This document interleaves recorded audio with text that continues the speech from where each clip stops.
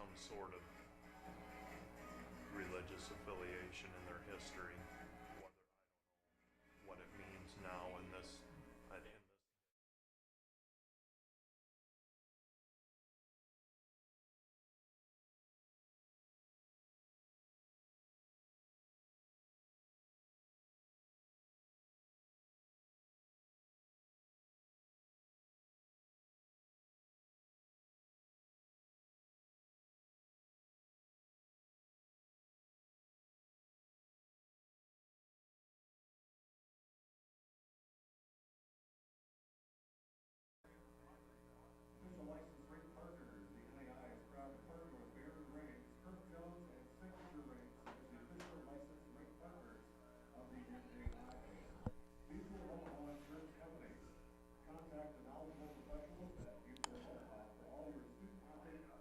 Welcome back to Open Space Park near the campus of Dordt University in Sioux Center, Iowa.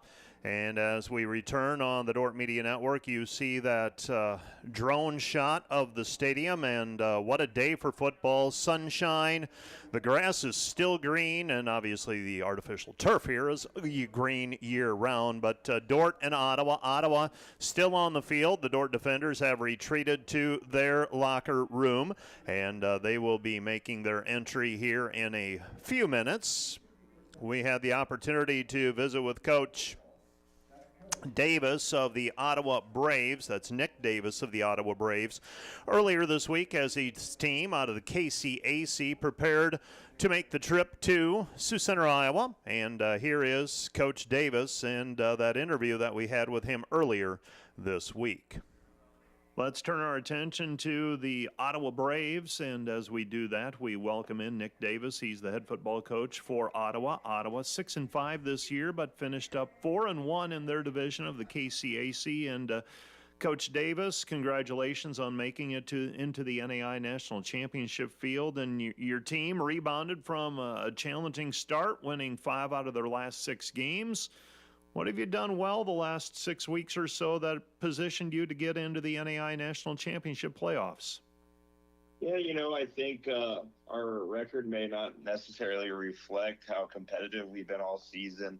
We start off the year against at then number 11 Southwestern College out of Kansas, and actually had the ball in the last possession to win and lost by 2. And then a few weeks later, we beat Bethel College, who was ranked 23 at the time, and then kind of wrapped out that 1-4 slide that we had to start off with playing at then number 25 Evangel. I think they are now ranked 8th or 9th in the country, and we also had the ball inside the 10-yard line with a chance to win against those guys with less than a minute left. So we played really competitive early on, and then kind of we got to Bethel, and then we had a bye week, and we were able to play really our 4 best football games of the year, and we're able to beat Kansas Wesleyan to clinch our division championship, and then ran into a few injuries, the last week of the year, but Tabor had a really good game plan for us, and Tabor is a better football team than 3-8 because they almost beat Evangel as well. What has your team done consistently throughout the course of the year? Is there anything that you can point to and say that is what you've done well all season long? Yeah, I think, from the football side of stuff, offensively, we ran the football pretty well. We're 7th in the country in rushing. On defense, we found ways to make adjustments to stop our opponents kind of in that winning streak that we had, really starting with that Evangel game. We started, we played the best football we played all season, really the last 8 weeks of the year. So those, and then kind of from the belief standpoint is being a second-year head coach, our players just really started to believe in what we were trying to get accomplished. And I think that's the biggest thing, honestly, outside of schematics, that it changed our season around, is our players believed that we could win a division championship and go to the playoffs, and they executed that. Did you go into the year thinking that the rushing game would be the strength of this offense? I look at things, and I look at total pass attempts, and I look at rushing attempts, and you've leaned heavily on rushing attempts. Is that where you thought this team would be when the year began? Yeah, no, we realized that we had kind of three really good running backs. Wynton Ruth, who actually is our leading rusher, started the season as our third string running back behind Derek Curtis, who's actually ends up being our third leading rusher. He went through some little injuries, but he's back being healthy. But we knew we were going to have some good running backs. There was some question marks on our offensive line from the year before, but we started, we had some new pieces and they started gelling. So we definitely thought that we had an advantage running the football game, and we just got better as the year went along. And we have some pretty good weapons at wide receiver, but we just didn't necessarily have to use them the last 7 or 8 games of the season because we were able to efficiently run the football. Looking at the defensive side of the football, A.J. Hempel in on 125 total tackles this year, 8 tackles for a loss, a couple of sacks as well. Is he the centerpiece of this defense, or what is the centerpiece of this defense? Yeah, no, I think he's a phenomenal football player, second in the country, I think, in tackles. Last year he was fourth in the team, fourth in the country in tackles. So our defensive line does a pretty good job of making sure that he's free and able to make those tackles. So he is kind of the main person in our defense, but also James Gladden, the defensive lineman for us, has had a phenomenal year. Kyle Reynolds, Kevin Wade, one of our defensive backs, is fourth in the country in pass breakups. So I think it's a collective of the whole defense, but he's getting the majority of the tackles and the accolades as he was named first team all-conference football player for us. To today's game with Dort, what's the matchup look like from your vantage point? What do you see from Dort that concerns you? What do you see that you think, okay, we can work with this? What do you see in the matchup? Yeah, no, really hard-nosed football team. They play extremely hard. And that's something, we compare them a little bit to Evangel from our conference in terms of how they are on defense and how they are on offense. Very disciplined team with a bunch of guys that play extremely hard. And, it looks like they're kind of like a bunch of robots out there doing exactly what they were told by the coaching staff. So I'm familiar with that in a way because I coached at Rose-Hulman Institute of Technology and Engineering School for 10 years. And we would lose some of our players to Dort. So I just kind of understand, I think, how the school operates. So I would say that's the best thing that they have going for them, but it also could be, the disadvantage too, is we're going to know exactly what those kids do on every single snap because they're well coached. And if we can't stop that, that's going to be problems. But we also are going to know exactly what they do. So if we're able to execute, we might be able to have some schematical advantages. That is all we need today, Coach. Best of luck to you as you enter the playoff series, and congratulations once again, and best wishes when things kick off at noon today. I appreciate it, and on and on. That is Coach Nick Davis of the Ottawa Braves. And we'll take a closer look at the Ottawa Braves after our interview with Coach Joel Penner, and we will get to that after our next break. So we'll have a closer look. We'll take a look at the numbers for Ottawa, all that kind of stuff, and fill you in on how they have arrived at this point and how they've gotten into the playoffs and their 6-5 record. We'll get to that a little bit later on in our pregame show. Right now, we're going to take a 2-minute timeout, and when we're back, we'll be visiting with Coach Joel Penner, Dort University head football coach. Right after this 3-minute timeout, you're listening to Dort Football on KIHK and the Dort Media Network. At Premier Communications, we're all about connection. Connecting you to all the entertainment, work, and family you love with our phone, internet, cable TV, and tech support services. And now, that connection has gotten even faster with internet speeds up to 1 gig. Experience the next level of connection with Premier Communications. Visit us online at mypremieronline.com or call toll-free 800-741-8351. Premier Communications. Looking ahead. Hello, my name is Quentin Olson. I'm Parker Freeman. Hey, I'm Clay Boss. I'm from Holland, Michigan. I'm from Holman, Wisconsin. I'm from Ontario, California. One of my favorite things about working at the Dort Media Network is being able to come in with no previous experience of broadcast or camera work and being able to learn all of that up to a directing role. I'd like to shout out my parents who watch all the games from home. You're watching the Dort Media Network. And you're watching the Dort Media Network. Thanks for watching the Dort Media Network. We understand how complex the financial landscape can be to navigate.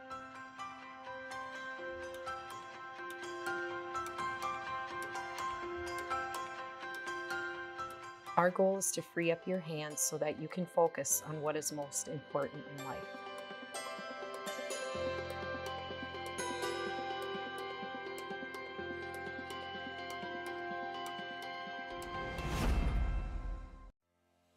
American State Bank is celebrating our 50th anniversary, and we couldn't have made it this far without your support. For us, banking just scratches the surface. We pride ourselves in our commitment to our communities, building meaningful relationships with our customers, and doing our best to have some fun along the way. We're proud to be a locally owned and operated bank, supporting the communities we serve. Thank you for choosing American State Bank. We can't wait to see what the next 50 years have in store.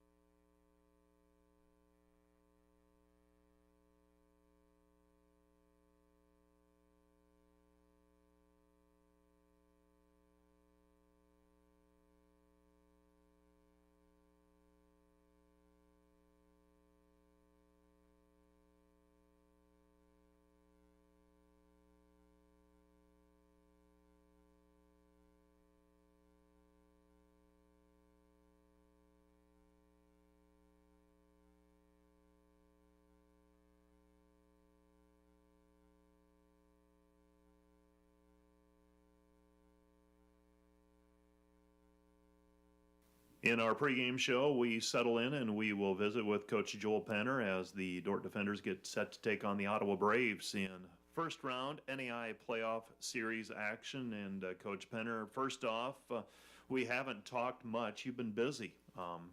We had a pretty good feeling after last week's win over Dakota Wesleyan. You're gonna make it into the playoffs, but had to wait around on Sunday till Sunday evening to get the final word. What was the feeling with your coaching staff, you, your team, when you found out, hey, we're in and we're going to be hosting on Saturday?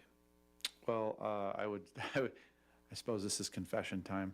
I was anxious because I felt like we had done everything we needed to do for the last 3 weeks of our season. And I thought that we had made a good case. And then you sit around Sunday afternoon. And you talk yourself out of it? Well, yeah, I start thinking about the committee is meeting right now. And are we going to get dogged? You know, are we going to get overlooked? I have to start thinking about, all right, what do I tell the team when we're done? You know, when we all obviously believe we should be in. And so the hours go by, and then, you know, finally an hour before the selection show, I get an email, and it's great news, and we're excited, and you feel silly for being anxious, and, you know, but really just proud of our team and our staff. You know, Mike, I've been saying the longer we play, the better we get. I've been saying it for 8 years. We have a track record of playing our best football in November, and now finally we have a chance to extend our season and see if all of that shows up in the postseason. You play an Ottawa team, a bit of a mystery. 6-5, 4-1 in their division. They they got here because they were able to knock off Kansas Wesleyan. That's what it amounts to. What do you see in this Ottawa team that concerns you? What do you see when you break them down? Yeah, I think it's a team that hasn't been consistent, but they're dangerous. You know, when you look at their season, even when you watch them play, there's really good players on the field. They've got big play potential on offense. They've got 1,000-yard rusher that we have to handle, and some really good receivers. Quarterback can deal the ball around. Defensively, they've got a guy who leads their team in sacks. They've got a really good linebacker and a really good safety. They got cover guys. They can play man and do some things. They haven't always executed at the highest level, and I think that's why they're coming in with less of a great record. But I think at the end of the day, they have a lot of things that we have to be ready for because they're dangerous. What do they do? You handle much of the offense. What do they do on defense? What are we going to see? They play man. They take a lot of pride in saying, we like our one-on-one matchups in every game, and it doesn't matter who they're playing man coverage. And so man defense really allows you to commit an extra defender to whatever schematics are going on. You can spy the quarterback. You can move with an option back, have somebody trace that. You can do some things to always have a number where you need it, and I think that's what they do best is play man. Their coach has a defensive philosophy and a background of being a man cover guy. What is Brandon McCormick preparing for as Ottawa has the football and your defense is on the field? Well, they're an up-tempo offense, so I hope the Dort Media Network replay guys are ready for that. I think they're going to try to snap the ball really fast. There's a 1,000-yard rusher, like I mentioned. They've got some big play wide receivers, some speed that we're going to need to be ready for. You're going to see RPOs. You're going to see them really spread the field out, try to put our talent as close to the boundary as possible, and then create seams. So I like the plan. I like the week of prep that we've had. But they're a very competent, solid offense that can strike fast. Your team at this point, you've stressed the fact you feel like the longer you play, the better you get. From a personnel standpoint, healthy as you can be. Are we going to be missing anybody on Saturday? So we had the flu bug rip through the team, and we had some key starters that were really not well this week. I think that's worked itself out. I think we're going to be all right there. Our running back situation is day to day. We're leaning on a deep stable that we talked about earlier in the year, and that's been really good. But yeah, we've got some running backs who are spending a lot of time with Chris in the training room. But I believe we'll be ready to go. At the end of it all, you look at it and you kick off at noon. What are the 2 or 3 things that you're stressing to your team in preparation for that 2 to 3 hour window against Ottawa on Saturday afternoon? Well, one of them is playing disciplined football. I came across some research I did on Bill Belichick and his 2011 to 2017 playoff dynasty, I would call it.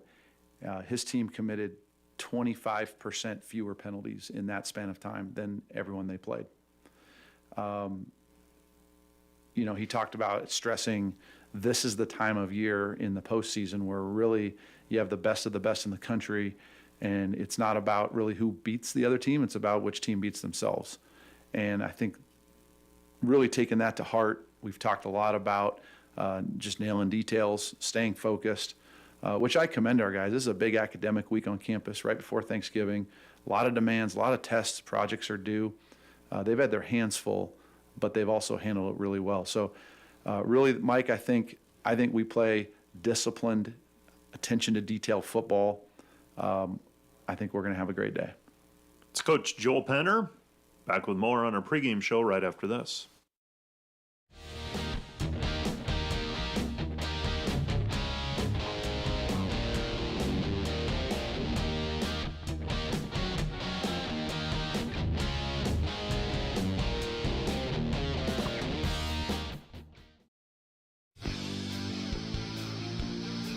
Today's Dort Media Network live stream broadcast is produced by the students of Dort University. Thanks for watching.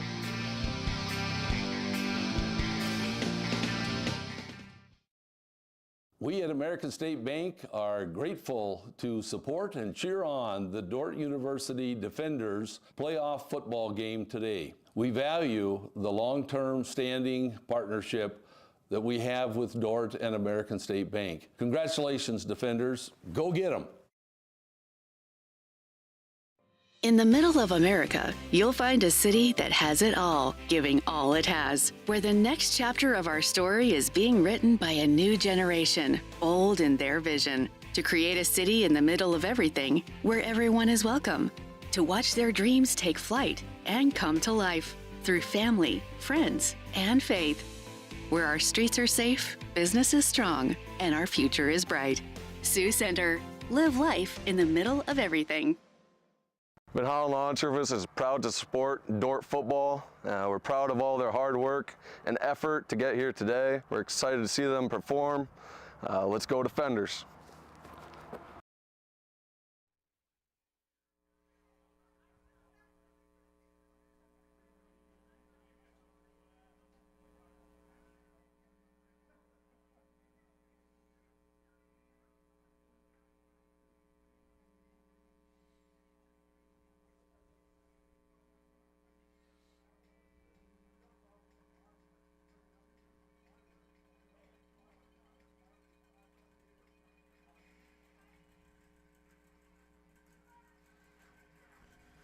Welcome back to Open Space Park in Sioux Center, Iowa, as the Dort Defenders getting set to take on the Ottawa Braves in NAIA National Championship first round play. And Kyle Achterhoff joins me once again, and we'll make sure that Kyle's mic is up and we are set. And Kyle, excitement today, beautiful day for football, and the first time Dort is hosting an NAIA National Championship football playoff game, and couldn't ask for much more outside of the field. We'll find out the results in a couple of hours, but everything leading up to today, it seems like it has gone smoothly, and now all we have to do is play a football game. Yeah, exactly. Perfect day for football.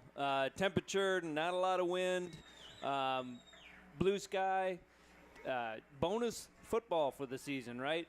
Playoff game, and being able to host it is an honor. I know the Defenders are excited to strap it up and get this thing started. Is there such a thing as being too excited? Yeah, sometimes you do have to kind of settle your guys down.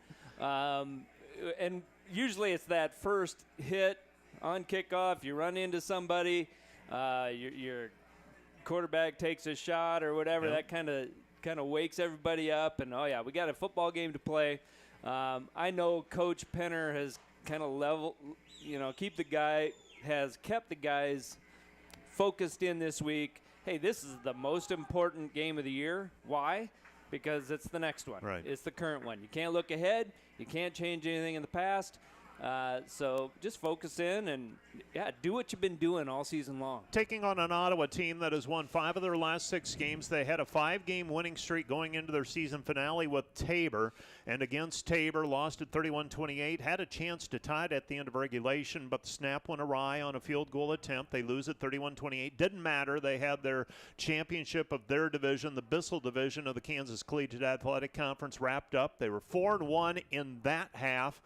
But then you turn it around on the other half, and they went, what would the math be, 2-4.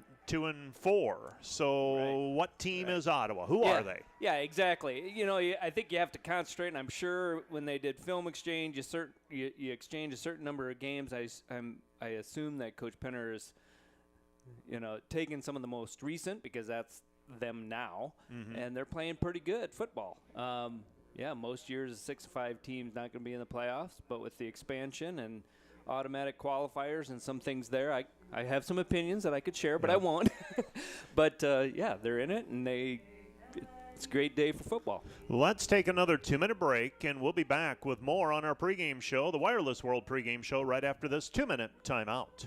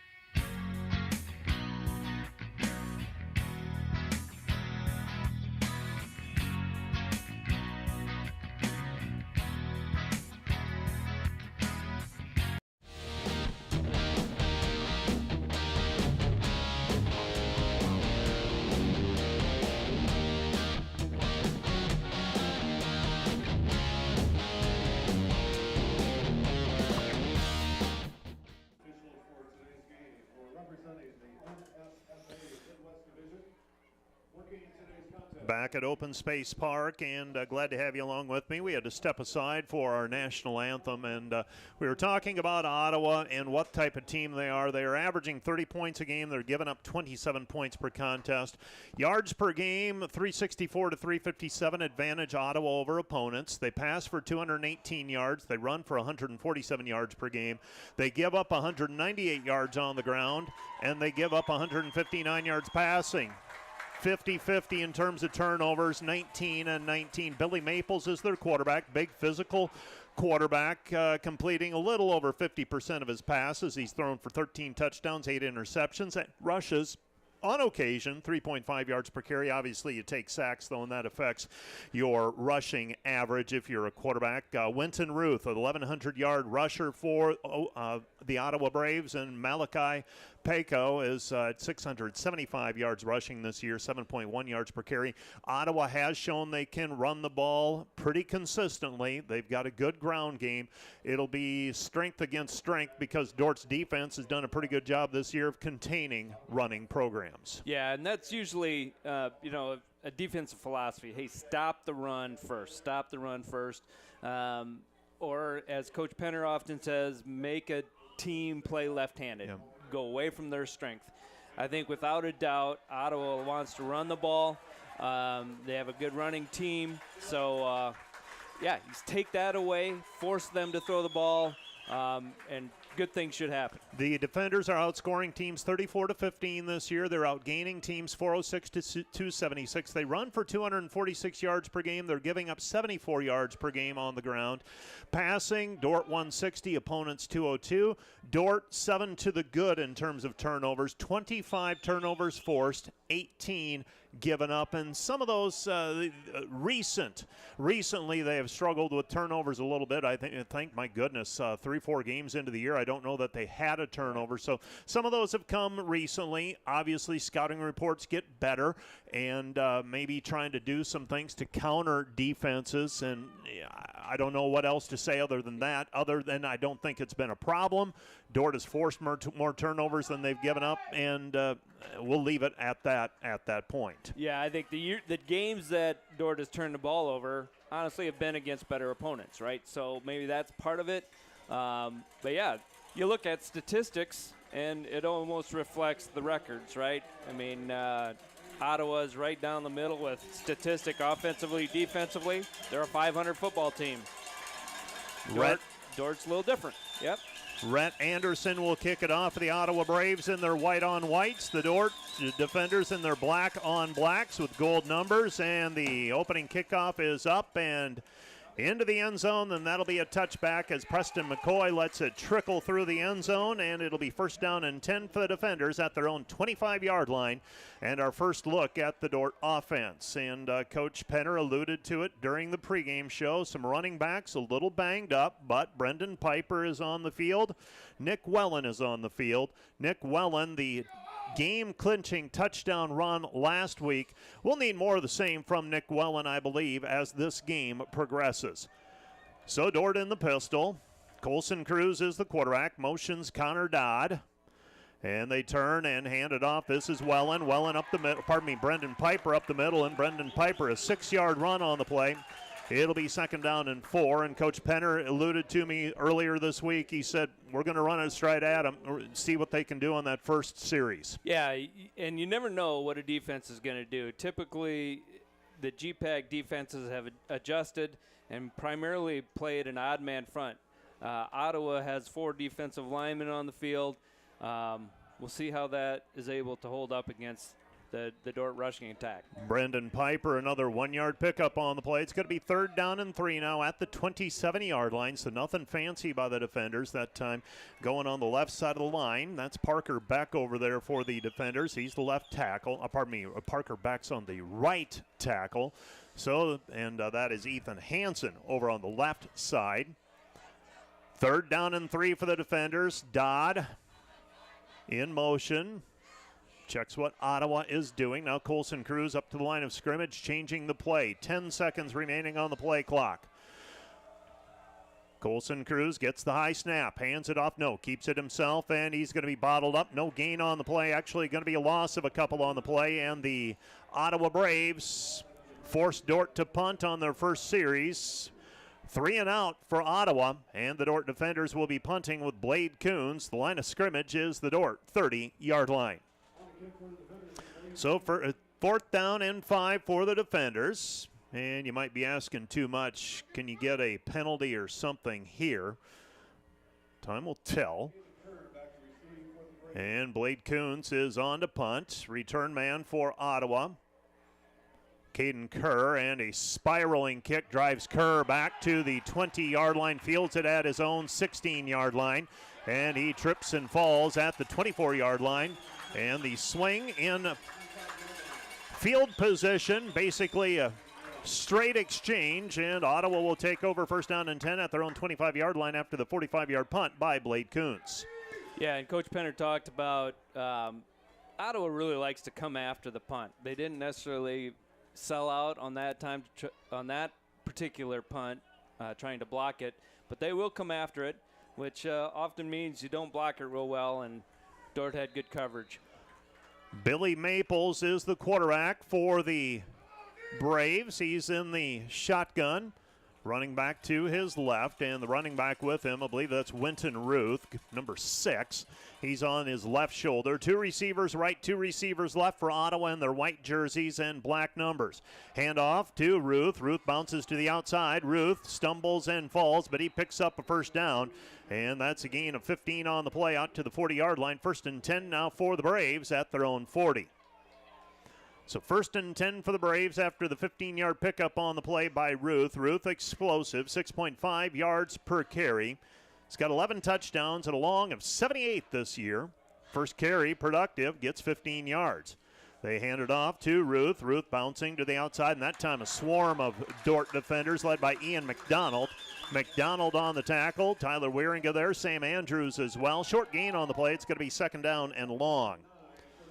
2nd and long for the Braves at their own 41-yard line. 12:15 and counting. First quarter just underway. We are scoreless. We kicked off at noon today. So 2nd down and 9. Running back stationed behind Maples now. Maples turns, hands, gives to Ruth. Ruth tries to hit the seam, and he is stopped after a 4-yard pickup on the play. Coming up to finish him off was Tyler Wieringa. It'll be 3rd down and 5, and Winton Ruth, probably as explosive a back early on at least that we have seen this season. For sure, yeah. He's a guy that looks like he wants to try to bounce things a little bit, try to stretch the defense so he can create a seam to run through.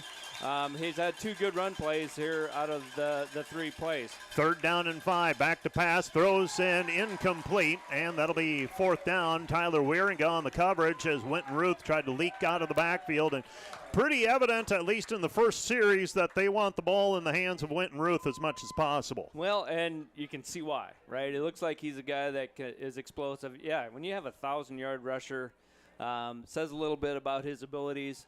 So going to be really important for Dort to be able to contain him. And so far, both offensive series, Ottawa's had a little bit more success picking up a 1st down, but both offenses kind of trying to feel out the defense. 4th down and 5, they'll punt, and it's taken by McCullough. McCullough shielding his eyes, lets it bounce, and this is going to go all the way to the goal line, and it'll be downed. Thomas McCullough couldn't see it in the sun, pulled back at the last instant, didn't want disaster, and now the Dort defenders will start 1st down and 10 at their own 3-yard line. Yeah, the only thing worse than where we're starting right here is if you turn the ball over. So, you don't want your return guy to maybe take a chance and catch something he's not comfortable or isn't seeing real well. But, yeah, this backs your offense up. It's going to be a challenge to get it out of here. 1st down and 10 for the defenders at their own 3-yard line. Colson Cruz, your quarterback. Nick Wellen is the running back. 2 receivers set to the right for the defenders. Man in motion is Connor Dodd. They turn and hand it off to Wellen. Wellen, the ball carrier, still on his feet. Gets it out from the edge of the goal line and out to the 6-yard line. So a pickup of 3 on the play, it appears. 2nd down and 7. Nick Wellen, little bit more left and right, or I should say east and west here at Open Space Park than north and south that time, and that is likely not the strength of his game, but he's able to pick up 3 yards on the play. Defenders back to the line of scrimmage. 2nd down and 7. 2nd and 7. Cade Rohr comes in tight, almost lining up as a tight end on the near side. We've got 3 receivers to the near side. Isaac Looker, that is, also on the near side in the slot. And they're going to run option. Pitch goes right side. This is Dodd. Dodd, the ball carrier, and Dodd back to the line of scrimmage, and that's it. It's going to be 2nd down and 6. Maybe picks up a yard on the play, so 2nd and 6 for the defenders with 10:19 left to play in the first quarter. Yeah, and so far Ottawa doing a good job against the triple option, getting someone to Colt Cruz, forcing the quarterback to pitch it, but then been defending the pitch pretty well also. Well, and we'll talk a little bit more in just a moment after this play about what Coach Joel Penner said about that. Man in motion out of the backfield. Colson Cruz back to pass, looking over the middle. He's going to tuck it and run, and he's close to a first down. Looks like he's going to be short of the first down as he gave the second effort. It's going to be 4th down and 1. Dort's going to be forced to punt from their own 12-yard line. 4th down and 1. And Coach Joel Penner said that the backside of the Ottawa defense, athletic and physical enough that they can play man, and that allows another person to come up to the line of scrimmage, basically spy the quarterback or be involved in the run game. Yeah, and they've done that really well so far. Now punting with your feet in the end zone, going to be important to get this thing away. Don't give up a big play. Blade Coons on the punt, gets it away, spirals it towards the sideline, and it's touched at the 40-yard line, back to the 25, and the defenders on the coverage. The defenders on the coverage at the 27-yard line. I believe that's Matt Bumgars on the tackle. And the Dort defense, the special teams, Blade Coons, a spiraling kick, drove the return man back. He touched it. He had to get back on top of it. And back on the sideline, Matt Bumgars was able to trip him up. And sometimes you see that happen, and the coverage team overruns the play, and you end up with a big play. And Dort contained that return. Yeah, great job by Coons of flipping the field here. When you're punting out of your own end zone, yeah, you just want to get them onto their half of the field, and yeah, we got them all the way back to the 27. Billy Maples is the quarterback. Maples turns, hands, gives to Ruth. Ruth bounces it to the middle. He might be gone. He's off to the races, and the Dort defenders giving chase, and Ruth all the way inside the 10, down to the 5, touchdown Ottawa. Ottawa with a 73-yard touchdown run on the give to Winton Ruth. And for the Ottawa Braves, they have shown they have explosiveness on offense. We sensed that as we watched the first plays from scrimmage, and now the defenders will be forced to play from behind. With 8:52 left to go in the first quarter, they surrender the touchdown. Ottawa on to attempt the point after. So Red Anderson on to attempt the point after try. He is 40 of 42 on extra point attempts this season. And the defenders, they're going to have to regroup. Red Anderson on to attempt the point after. 8:52 left to play. They'll get the snap down. The kick is up, and the kick is through the uprights. And the Dort defenders trail 7-0. 7-0 our score. Ottawa strikes first. 8:52 left to play in the first quarter. Back with more from Open Space Park in 1 minute. Today's broadcast brought to you by Snyder Insurance and Financial Group of Sioux Center, offering life, health, Medicare supplements, annuities, and more. Trusted service and exceptional products with you in mind since 1973.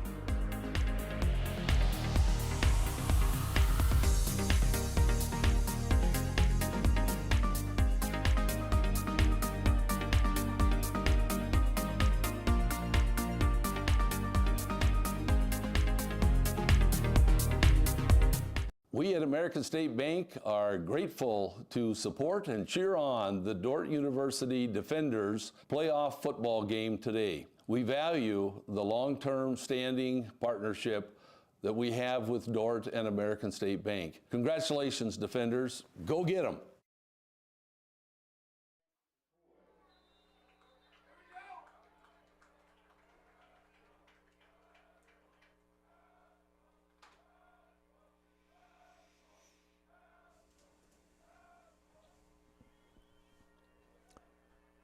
Kickoff is through the end zone for the second time, and it certainly appears that Ottawa very comfortable allowing Dort to start at their own 25-yard line, and Ottawa now playing with the lead 7-0, and be interesting to see now how the defenders respond after giving up that touchdown.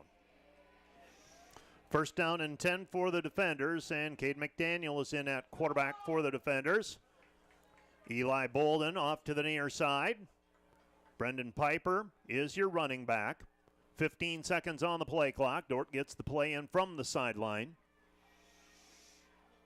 And Cade McDaniel checking the defense. 5 seconds on the play clock. Gets the play off. Hands it off to Brendan Piper. Piper, the ball carrier, picks up 4 yards on the play. It is second down and 6.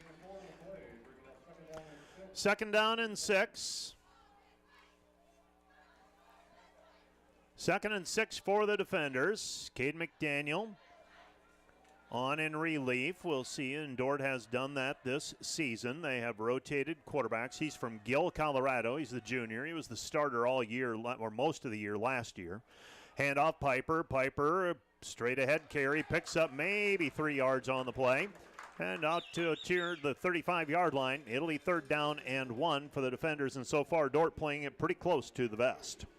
Yeah, and sometimes when you give up a big play, maybe that's your wake-up call, you know, to kind of remind you guys on the field, hey, this is a playoff game. It's a playoff caliber football team you're playing against. So, yeah, hey, we've got to play football. Third down and 1, McDaniel hands it off, and it's going to be close to a first down. And I would say initially looking at the official on the far side, signals a first down almost immediately. It'll be first down and 10 for the defenders at their own 35-yard line. Yeah, a lot of times offensively, Mike, you just got to get that first one. Okay, now let's see what happens here. Hopefully we can get a little momentum going offensively. Coming off from the sideline, Ethan Snyder, the tight end for the defenders.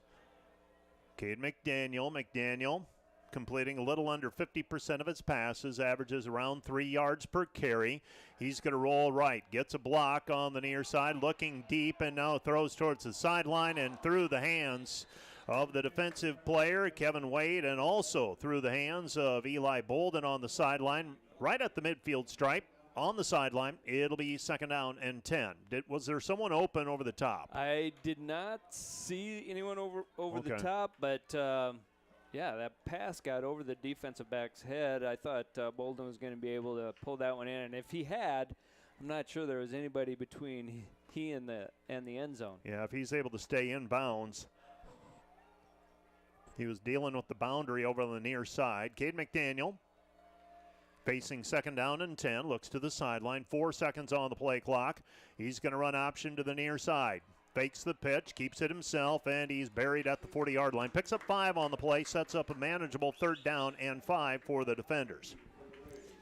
Yeah, I mentioned earlier that, you know, Coach Penner always goes into a game really not knowing exactly what a defense is going to do. So many defenses, at least in the GPAC, kind of change their philosophy when they play against Dort. So I think, you know, sometimes it takes a series or two to get a feel for how we want to block things. Third down and 5. Fake the handoff. McDaniel slings it and passes incomplete. Intended for Cade Rohr.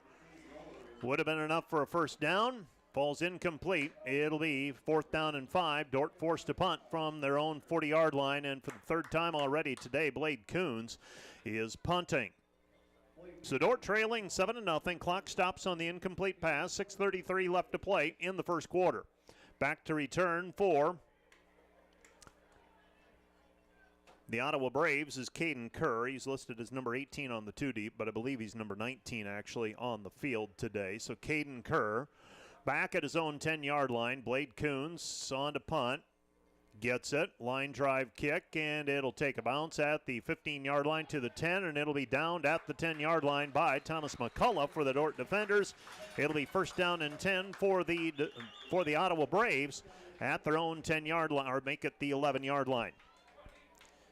Well, now your defense is challenged, right? I mean, I'm sure after that last big play, defense came to the sideline. Coaches got them in the huddle and just talked about the importance of getting to the ball.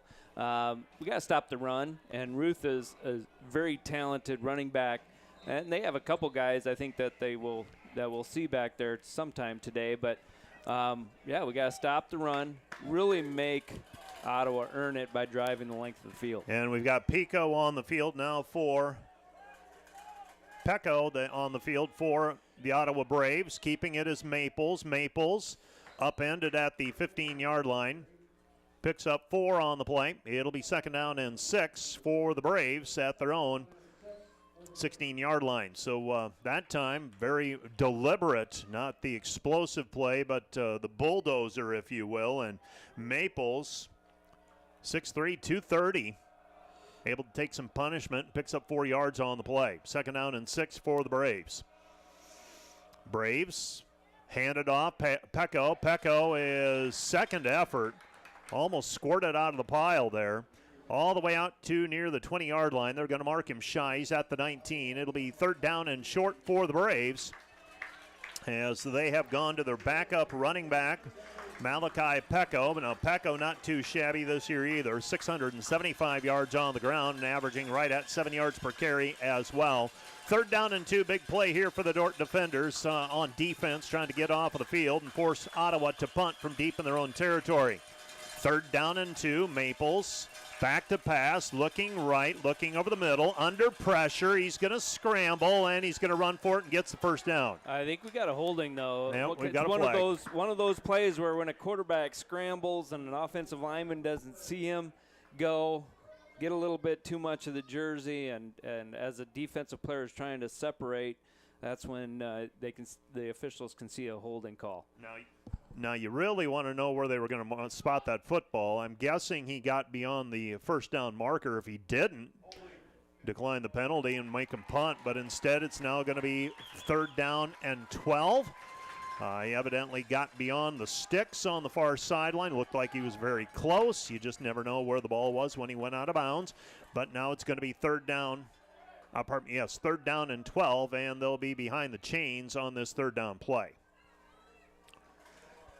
And we have checking into the game for Ottawa. This is Caden Kerr. Kerr also returning punts. He comes over the near side. He's going to be picked up by Chip Casey over there. So 3rd down and 12 for the Braves.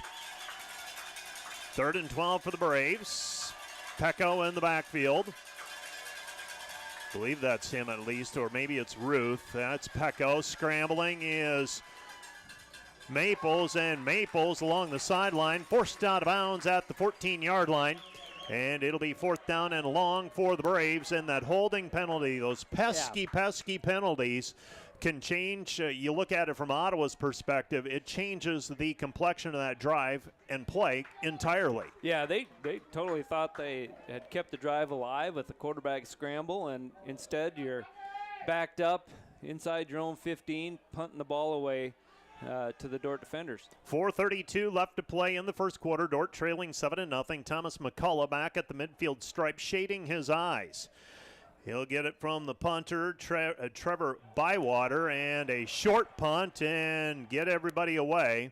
And don't try to do anything cute with it. Matt Bumgars was angling towards it. He decides to head to the sideline instead, and Dort will have it. 1st down and 10 at the Mount Marty 48-yard line. The Mount Marty, the Ottawa 48-yard line. Yeah, I believe Bumgars was getting an earful from the sidelines, getting away from that football. You just never know when you're kind of running towards it. You know, somebody bumps into you, end up, and teams will intentionally do that, right? They try to force you into the ball, and then it's live, and you got all kinds of problems. Then you got chaos. 1st down and 10 for the defenders. Colson Cruz back in at quarterback. Cruz is going to keep it himself, angling towards the sideline. He's at the numbers, up the hash mark to the 30, 35, 20, and he is forced out of bounds. He stepped out of bounds at the 28, they rule, but a 1st down for the defenders on the carry by Colson Cruz. That's a 20-yard pickup on the play. Yeah, and you can see some adjustments already by Coach Penner and his offensive staff. First few times running that option and trying to get the ball out to the pitch, and Ottawa's had players at both the quarterback and the pitch player and defending it pretty well, but they've changed a little blocking scheme and creating some room for the quarterback. 3:30 left to go in the first quarter. Hand off to Piper. Piper still on his feet, and Piper out to the 22-yard line. And he picks up 6 yards on the play. It's going to be 2nd down and 4, and the defenders working their way into Ottawa territory for the first time this afternoon. So Brendan Piper, the second effort, bounced off of a tackler and picked up an additional 2 or 3 yards on the play.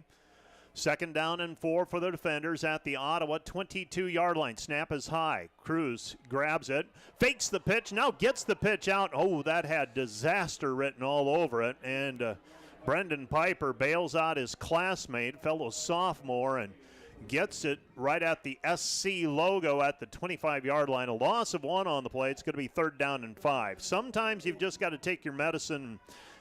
That's the way it goes. On the flip side of that, Mike, if we maintain our perimeter block there, Piper might have some room to run. Sometimes you just have to eat it. Sometimes it's just that competitive spirit in some players. They want to keep things going and keep it alive. I understand. 3rd down and 5. Cruz running to the near side, has a seam, and he stops short of the 1st down by about a yard. It's going to be 4th down and 3. They're going to mark him out at the 21-yard line, and I think Dort's going to kick a field goal here, at least try one. Stephen Leinen on to attempt what will this be, a 38-yard field goal from the right hash mark. No wind. Pretty much a perfect opportunity. Let's see if the defenders can get on the board and cap this drive with a successful field goal attempt. 38-yard field goal, and we have a flag on the play, and if that's against the Ottawa Braves, it's going to be 5 free yards, and that'll extend the drive. Well, and that was designed. The kick team was out there, but they definitely went on a hard count to try to see if you could get Ottawa to jump. And like I mentioned with punts, but also with score kicks, Ottawa likes to come after it. Yep. They want to try to block kicks, create something from that side of the football. Their aggressiveness just got taken advantage of right there. And you watched it, and who got the slap on the back? Parker Beck, because he's over there on the right side of the line, and if he moves, if he flinches, which can happen, then suddenly that plan goes awry. But instead, Dort has it 1st down and 10 at the 16-yard line of the Ottawa Braves, and the drive continues. Colson Cruz, the quarterback. Cruz fakes the run to the right. He's going to keep it and trying to run behind his blocker. Second effort, picks up 4 on the play. It'll be 2nd down and 6. And Ottawa's defense really covering the field pretty nicely. They are, but even with that. We had a helmet off. He has to come off the field for a play. But just that particular play, kind of a counter with Cruz, with your quarterback, trying to take advantage of Ottawa's aggressiveness defensively. They run to the ball really well, and they're playing the option well. So you want to make sure you keep them at home. So even if you don't have a lot of success, it's in their mind. Hand off to Piper. Piper up the middle. Piper still on his feet. Touchdown defenders, and just what the doctor ordered for the Dort defenders. A touchdown run by Brendan Piper, and the defenders in a position where they can potentially tie the score. And they were helped out by a defensive penalty by the Braves, and the defenders now with an opportunity to tie it with 1:04 remaining in the first period. Stephen Leinen on to attempt the point after try. Leinen nearly perfect this year on point afters, 37 of 38. He had made 37 in a row before having one blocked last week, so let's see if he can start a new streak here. Snap is down, kick is up, kick is low, and the kick is good. Didn't get the sweet spot on that one, but not the way you draw it up, but it counts. It went through. I don't know if the hold, Blade Kuhn's such a reliable holder, you take that for granted. As it is, the point goes up on the board. We've got a new ball game, 7-7, 1:04 left to go in the first period. Let's take a 1-minute break. You're listening to Dort Football on KIHK and watching on the Dort Media Network. Back with more in a minute.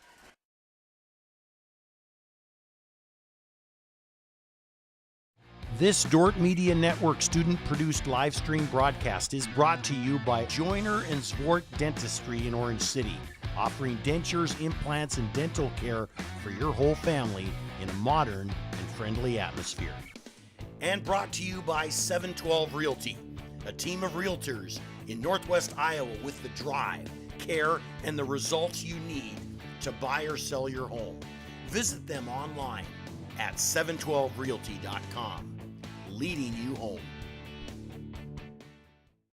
In the middle of America, you'll find a city that has it all, giving all it has, where the next chapter of our story is being written by a new generation, bold in their vision, to create a city in the middle of everything, where everyone is welcome, to watch their dreams take flight and come to life through family, friends, and faith, where our streets are safe, business is strong, and our future is bright. Sioux Center, live life in the middle of everything. Stephen Linen's kickoff is through the end zone. First down and 10 for the Braves at their own 25-yard line. Thanks to our NAIA playoff sponsors for this contest. Late Harvest Brewery in Sioux Center, wear your Dort swag. Enjoy 50% off from 12 to 3 today and 25% off tonight from 3 to 9 wearing your Dort gear. Late Harvest Brewery in Sioux Center. Also brought to you, this playoff game brought to you by game day sponsors American State Bank and Van Holland Lawn Service. First down and 10 for the Braves at their own 25-yard line. Maples, the quarterback. Maples turns, hands, no, keeps it himself, passes over to the far side and upended on the play. The receiver picks up a first down on the play. That's a 10-yard pickup on the completion, and that was completed to DeAnthony Curtis. And Curtis averaging about 12.9 yards per catch. He got 12 on that one out to the 37-yard line. And Ottawa now looking for a response with under a minute left to go in the first quarter. We are tied 7-7. 7-7 our score. Maples, right-handed quarterback, turns, hands it off, and this is Pecco. Pecco is dragged down from behind by Ian McDonald. It's going to be second down and 4. So a gain of 6 on the play. That might be the last play of the period. See if Ottawa goes hurry up here or not. Seems like they're taking their time right now. 10 seconds. Second down and 4. Maples up to the line of scrimmage. 6 seconds.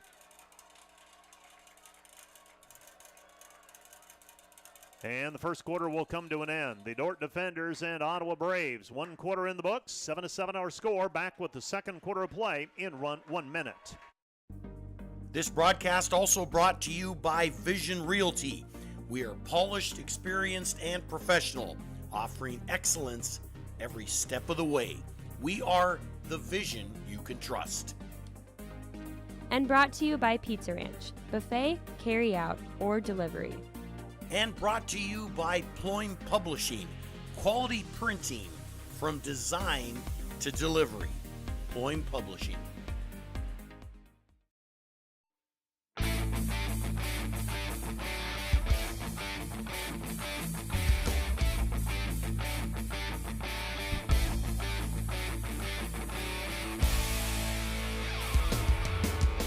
We thank our NAIA playoff sponsor, Late Harvest Brewery in Sioux Center.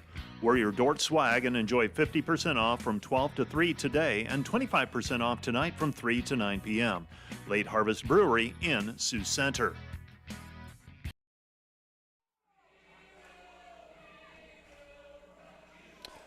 Welcome back to Open Space Park. It'll be second down and 4 from the Ottawa 43-yard line for the Braves as they get closer to the Dort territory. 1 quarter in the books, 7-7, Kyle. And I think we have found out Ottawa explosive on offense, which we thought could be the case. And the Dort defenders with a more deliberate drive, able to score as well. So in some ways, similarities where both teams want to run. They do. But very different ways. Yeah, for sure. Yeah, but again, though, if you take away one big play, but even without that long running play, Ottawa's done a good job of just picking up first downs. And there's another one. The second on this drive alone, and yeah, they're running the ball as good as I've seen anybody against the Dort defense so far in just over a quarter play. Pickup of 6 on the play. That's a first down. Billy Maples up to the line of scrimmage for the Braves. Braves not wasting any time. Malachi Pecco has been the running back of choice here on this drive, and Maples keeps it himself, and Maples picks up 2, and the ball comes down. Lucas Huttinga says Dort has it, but they're going to rule him down. Yeah, the far sideline, the judge, the far official comes in and signals football was down. This is a crew out of the Mid-States Football Association, many of them based out of Indianapolis. Met them last night at the pregame meeting. Seemed like nice guys. Well, but they're officials. Second down and 8 at the 46-yard line. Back to passes Maples. Maples looking deep. Tucks it away. He's going to try to run. And Jessup Leakey, and he pitches it forward. And he got it to Pecco. And Pecco with the catch as Maples in the grasp, just able to get it away. And first down for the Braves. You know, he started to take off. Boy, he was really close to the line of scrimmage. Yeah, he was. There. Yep. Yes, he was, but looked like he was right at it. So first down and 10 for the Braves at the 33-yard line, tied up 7-7. Dort very nearly got the sack. Back to passes Pecco. Pecco's pass behind the intended receiver. They're pretty good at disguising their play. Jaden Johnson on that play action, and the Dort defense had to play it honestly, and he was open, just threw behind him. Yeah. Yeah, they've been mixing it up pretty good here, Mike, with a little bit of play action like that play on first down, inside, outside run game, and a little run-pass option at times too. Second down and 10 for the Braves at the Dort 33-yard line after the clock stops. 13:08 left to go in the first half. We're tied 7-7. They pitch it over to Ruth. Ruth up the sideline, and Ruth forced out of bounds near the near the line of scrimmage marker. It'll be third down and 9, so a gain of 1 on the play for Ruth. So Dort's defense, at least it appears, maybe settling into the speed at which Ottawa plays this game. Right, and did a good job of just stringing that play out, using the sideline as another defender and forcing Ruth all the way out there, and really had no place to really go with the ball. Third down and 9 for the Braves at the Dort 31-yard line. The line to gain is the 22 or 23 in that vicinity. So it's third down and 8, we'll call it. Maples, empty backfield. Maples back to pass. Dort comes with a blitz. He throws it up for grabs and out of play.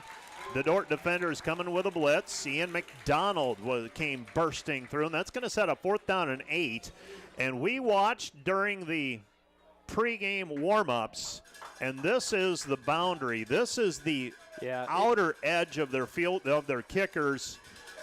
Yeah, so we're going to see him go for range, it, Mike. yeah. Yeah, it's right at the edge of his range you mentioned. Really not worth trying to punt it here. So it becomes the risk reward, or I mean, Right. how much can you gain? Maybe Exactly. 20 or 30 yards. So they're going to go for it here on fourth down and 8. So Dort's defense still on the field. Maples is going to roll left on fourth down and 8. Throw over the top, and it is incomplete. Out of bounds. Incomplete. The official signaling that it was juggled on the way out. Nearly a circus catch by Jaden Johnson on the far sideline. And the Dort defenders dodge a bullet. Let's see. He got his foot down. Yep. You saw just a little bit of a juggle right at the end of that play. He did a tremendous job of getting the feet. He only needed one. He got them both down, but the ball juggled as he drops to the ground. And 12-14 left to go in the first half, and the official making the definitive call immediately. Didn't wait around for help. And first down and 10 at the 31-yard line. Colson Cruz, the quarterback. Dort tied 7-7. The defense gets off of the field on the fourth down stop. Back to passes Cruz. Cruz throws over the top. Has Harkin. Pass to Harkin. Incomplete. In and out of the hands of Caden Harkin. Yeah, I think he had it initially. Great job by the safety of coming in late with an extra hit to jar that ball out. But really good pass. To give your receiver a chance. A.J. Hempel, the middle linebacker for Ottawa, also in on the play. So second down and 10. Hempel got down the field for that play. Cruz sends Bolden in motion. Colson turns, hands, gives to Piper, I believe. It's going to be third down and 6 at the Dort 35-yard line. Defenders with the football. So Piper on the carry. And Brendan, I saw him in the trainer's room earlier today. He's one of those running backs that Coach Joel Penner talked about, a little banged up at this time of the year, and he was getting his treatment. And so far, he's got a touchdown run to his credit already. 3rd down and 6 for the defenders at their own 35-yard line. Empty the backfield. Back to pass is Cruz. Cruz looking. Cruz has a man open. That's complete to Knopf, and that's a Dort first down. Yeah. Need to complete a few of those, and the defenders, Connor Knopf, and we have not called his name much in recent weeks. Comes up with a play. He's averaging about 10 yards per catch. He gets the catch, the native of Milton, Wisconsin. Edgerton, Wisconsin, beg your pardon. And did a good job of securing that. Just sat in that open zone. Came back to the ball. That was a huge part of that, Mike, as he came back to the ball to secure the catch. 1st down and 10 for the defenders at their own 49-yard line. Cruz fakes the pitch, keeps it himself. He's across the 45 to the 40, angling towards the sideline, 35-30 to the 25 and pushed out of bounds inside the 25 down at the 24. And that's something we have not seen as much from Colson recently, that elusiveness, and just when the play breaks down, starts making plays, and good to see him do that. Yeah, good cutback early in the run, a couple cutbacks, and then he just outran some guys to the edge to pick up some positive yards. We have a timeout on the field. This timeout brought to you by Casey's Bakery. Find your favorite bakery products at caseysbakery.com. Back with more in 1 minute. Today's broadcast is brought to you by NewTek. They're your partner for success when purchasing equipment for construction, manufacturing, ag, and other industries. Don't miss the opportunity to transform your business and redefine your productivity standards with NewTek. Today's broadcast is brought to you by Rental. Looking for top-notch rental equipment? Look no further than Rental in Sioux Center, Spencer, Storm Lake, and Sioux Falls. Rental, your regional equipment rental experts. Visit them online, rental.com, or call 702-722-3928. I'm not sure if it was an officials.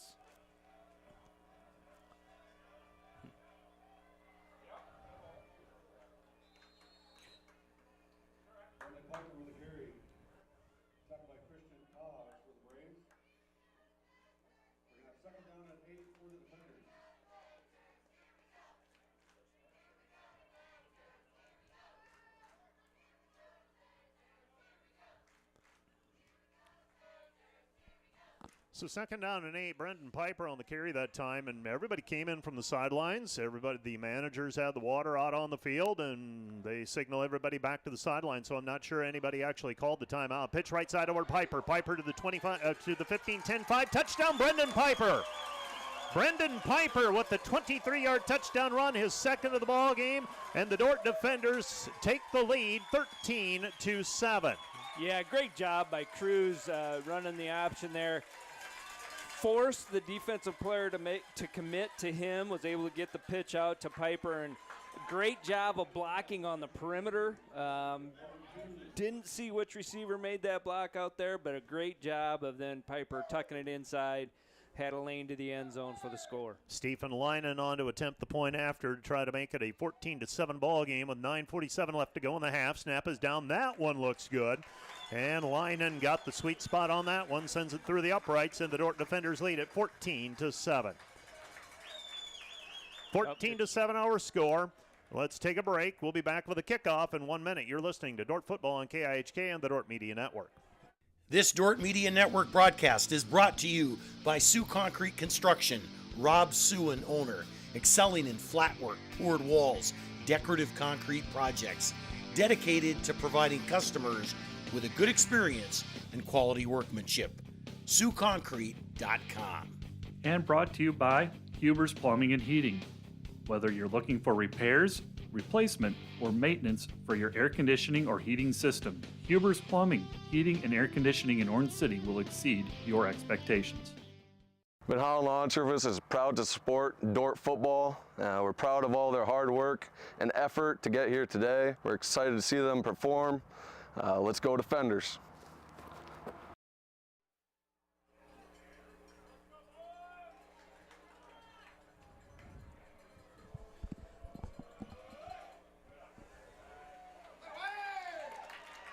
Oh, he got all that one.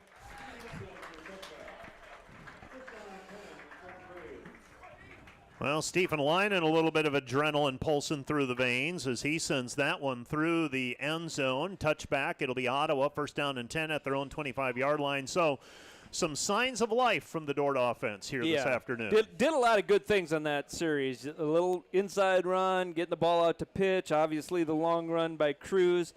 But I tell you what, he had two really good throws on that series, too. One that got knocked out late. Yep. Otherwise, that would have been a big completion. But one to convert a first down. Under 10 minutes to go in the half. Hand off to, Maples keeps it himself. And just what I was going to say, don't give up a big play right away. And they give up a completion into Dort territory. It'll be Ottawa with it, first down and 10 at the Dort 48-yard line.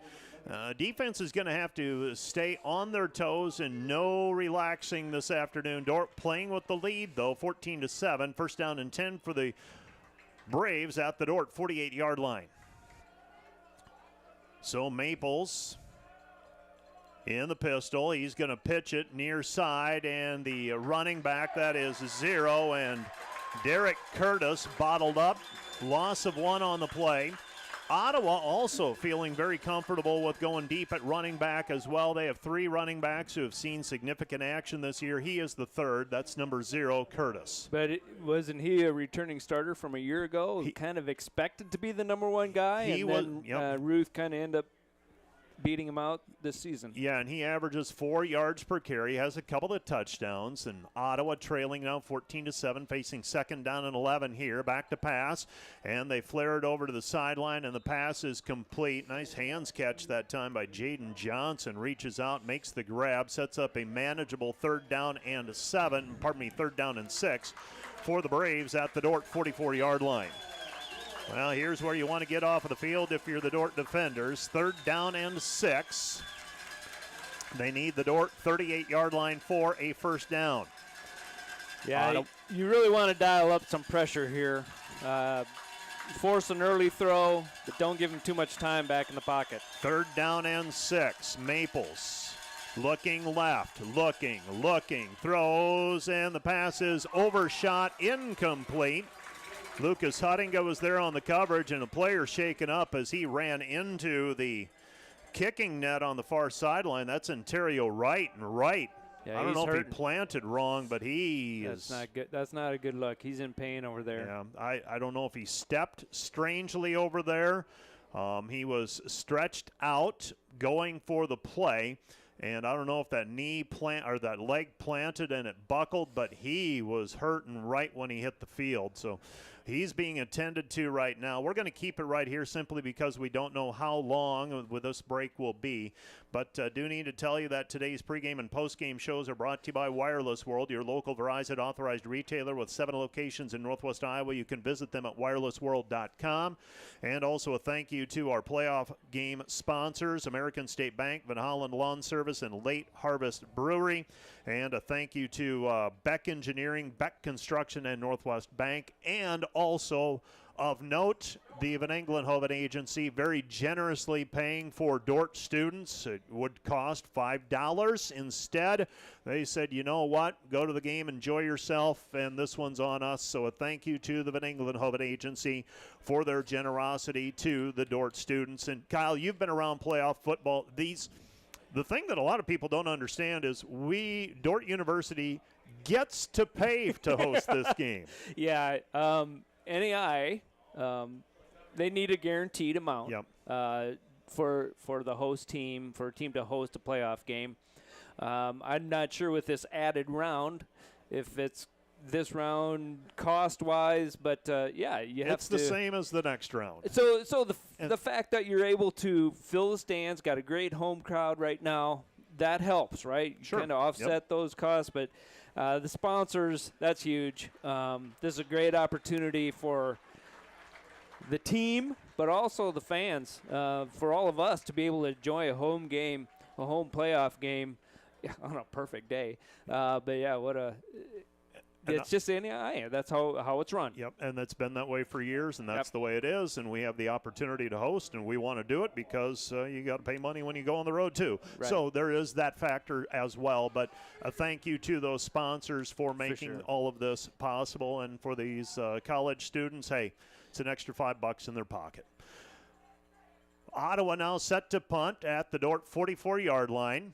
And a kick taken by McCullough. McCullough at the 14-yard line. He saw that one clearly, calls for the fair catch at the 14. And it appears that when you're facing south, it's more of an issue than when you're facing north. And that time he had a beat on it right away and calls for the fair catch. Yeah, you got that sun just at that wrong angle, when you're receiving from the other end, from the north end. So they're a little bit tougher to see. So you just got to be smart with those.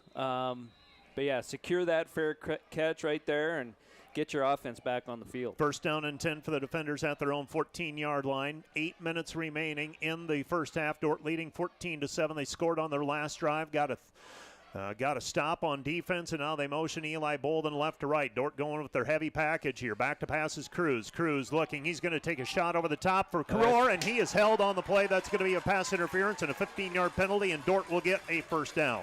Well, and I love the call, Mike. You gotta keep this defense honest, right? They're doing a pretty good job against the run. We've had a little bit more success after the first few series, but you got to take your shots. And when you take that shot downfield, two bad things could happen. Yeah. It could be intercepted or an incomplete pass. But the flip side is completion or even pass interference like this. 15-yard gain. Get some breathing room for your offense. So the Dort defenders will have it now, first down and 10 at their own 29-yard line. So a 15-yard pickup on the penalty. First down and 10 for the defenders at their own 29-yard line. The defenders so far today, 127 yards rushing.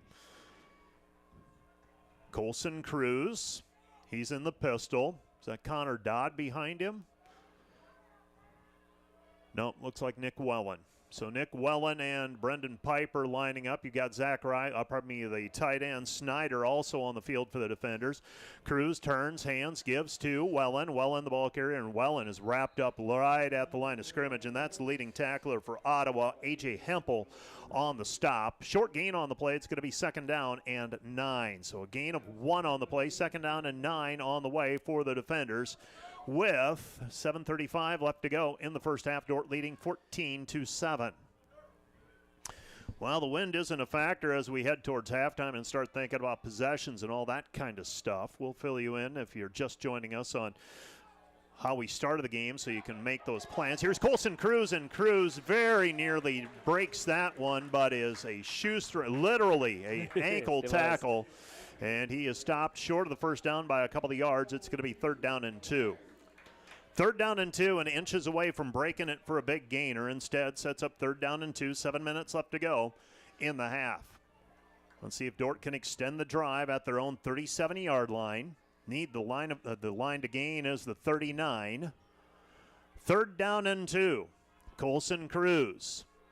Cruz gets the snap, hands it off. That's a first down for the defenders. Brendan Piper. Piper to the 40-yard line, and Piper picks up 3 yards on the play, and nothing fancy that time by the defenders. Left side of the line, tucking in behind Ethan Hansen and Matt Lawson over there, and the defenders with a first down. Yeah, and a good job of just getting push up front to pick up that first down.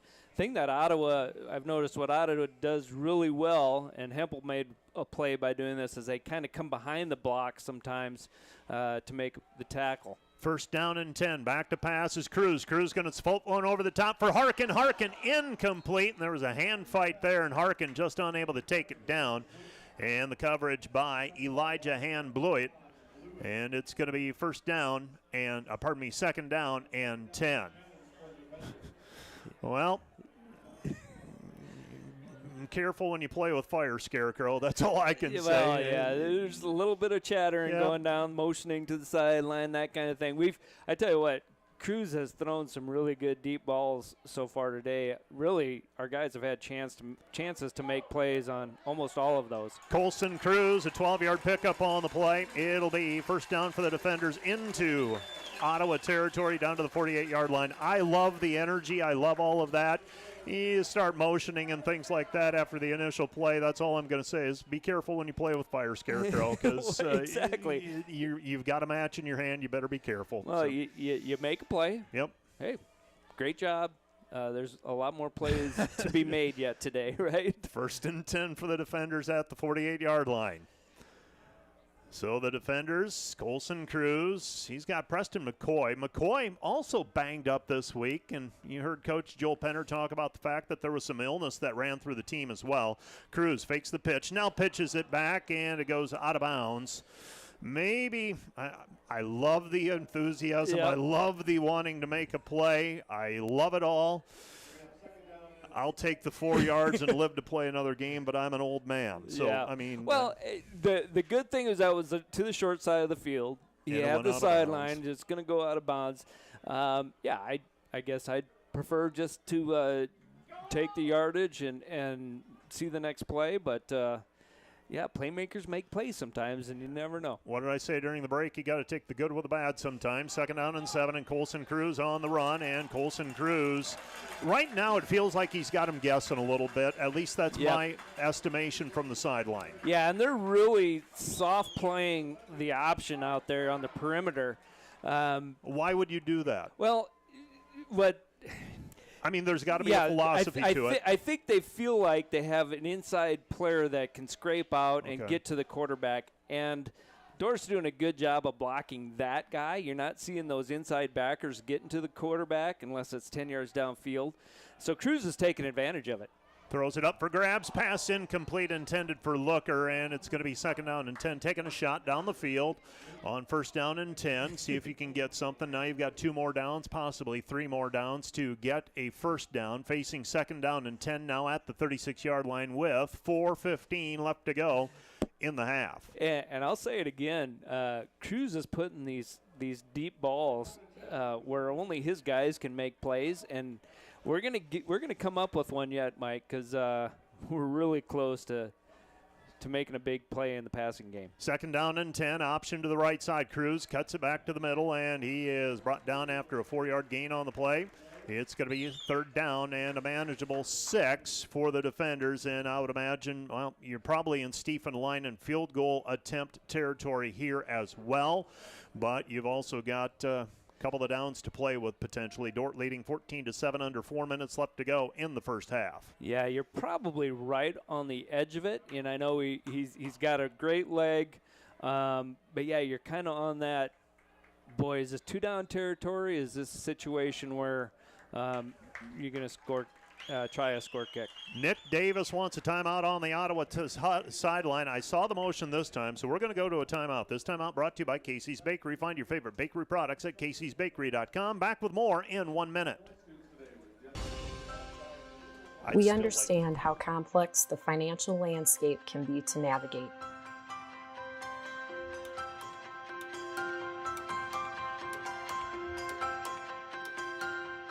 Our goal is to free up your hands so that you can focus on what is most important in life.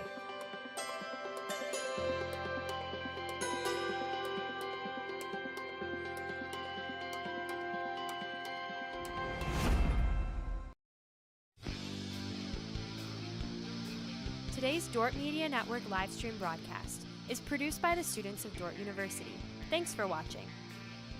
This Dort Media Network broadcast is brought to you by Sioux Concrete Construction, Rob Suen, owner, excelling in flat work, poured walls, decorative concrete projects, dedicated to providing customers with a good experience and quality workmanship. SiouxConcrete.com. Third down and 6 on the way. Just commenting during the timeout, and it occurs to me, why are the teams passing so well, throwing good balls? Well, there's no wind, and it's dry. A perfect day for it. It really is. Third down and 6.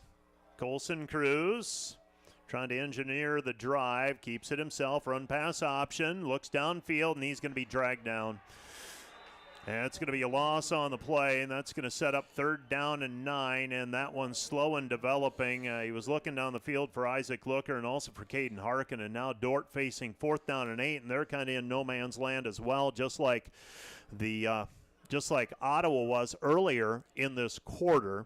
So it looks like the drive is going to stall out. Now Dort sends the offense onto the field, 20 seconds on the play clock. 4th down and 8. Cruz going to the hard count. Looked like they were trying to maybe draw Ottawa off. 10 seconds on the play clock now. 4th down and 8. They need the 26-yard line for a first down. 4th down and 8. Snap back to Cruz. Cruz looking left. Cruz looking over the middle. Pass is complete to Harkin. Harkin at the 15 and a first down. And Cruz, he was tempted to run, and then saw Caden Harkin over the middle. Yeah, it looked like on the near sideline. Who do we have over on this side? You got Looker over there. Looker was in the slot. Looker was, I think he was doing kind of a wheel route, out and up, trying to take a shot downfield. Wasn't there.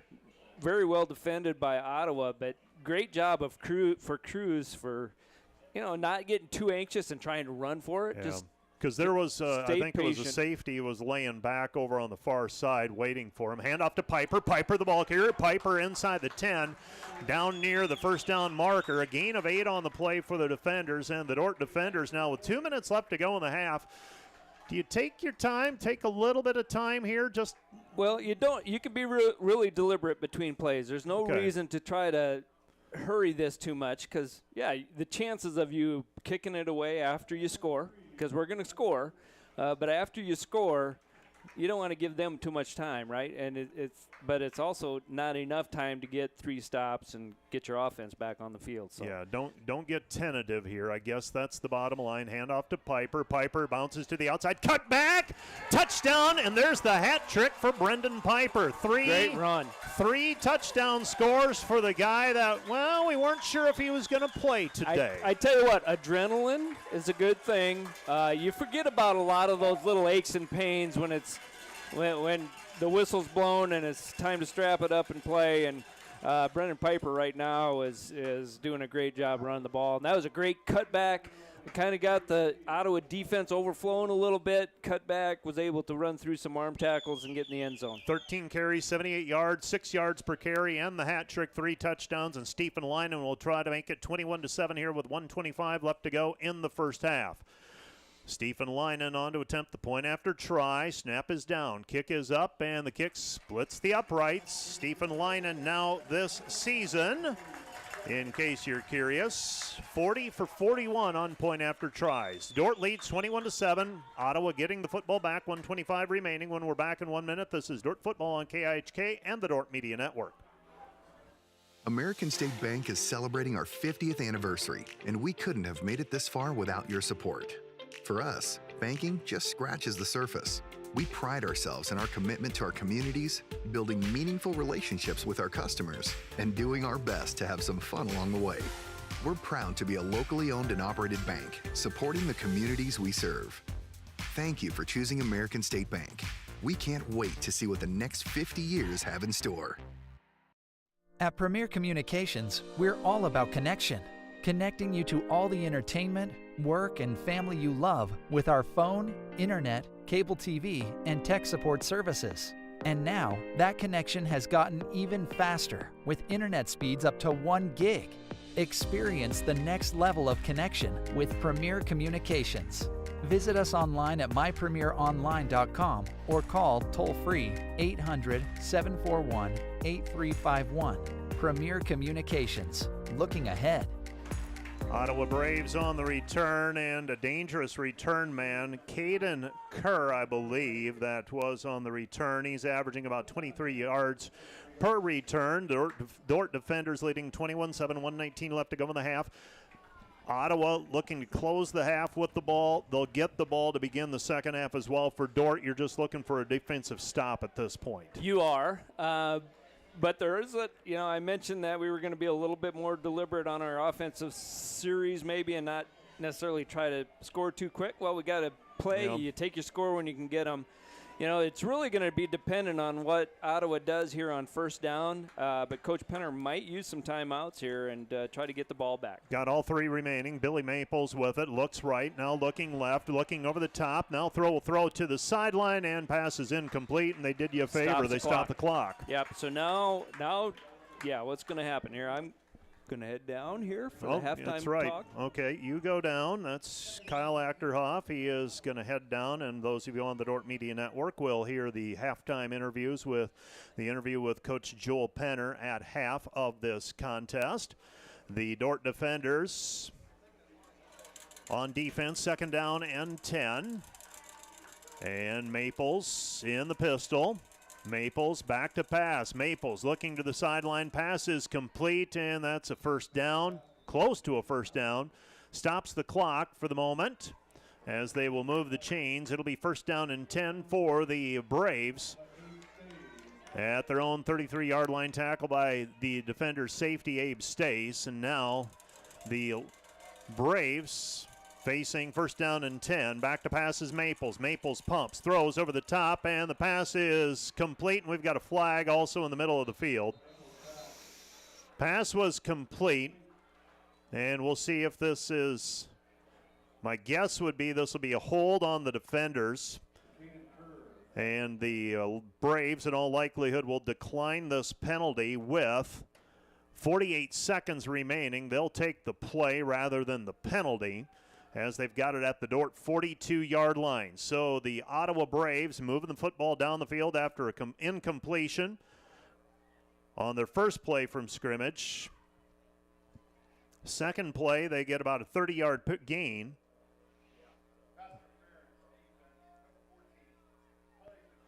So a penalty is declined as we thought, and it'll be 1st down and 10 for the Braves at the Dort 42-yard line. Dort leading 21-7 under a minute to go in the half. So the defenders have scored on their last 3 possessions.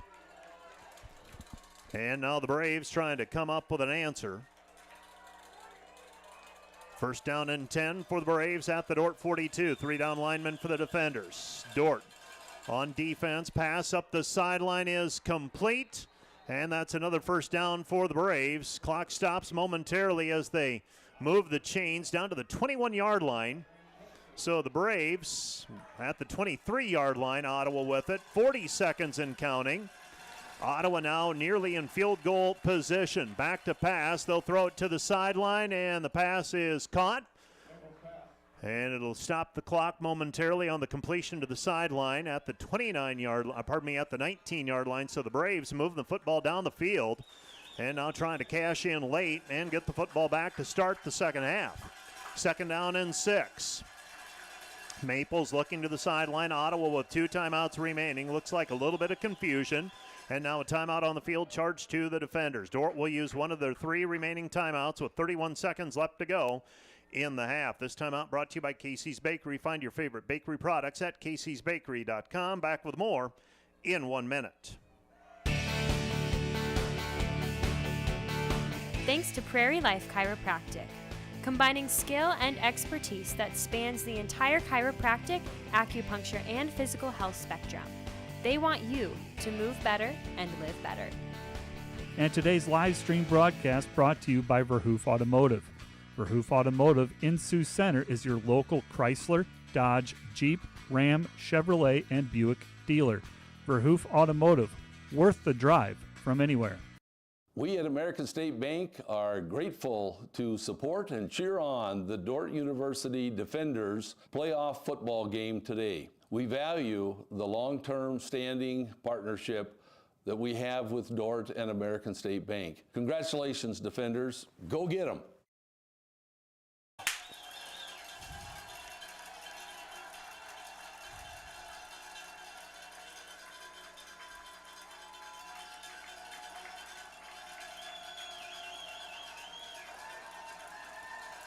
Second down and 7 for the Braves. They hand it off. No, keeping it as Maples. Maples pass over the middle, incomplete. Ian McDonald providing the pressure. It'll be 3rd down and 7.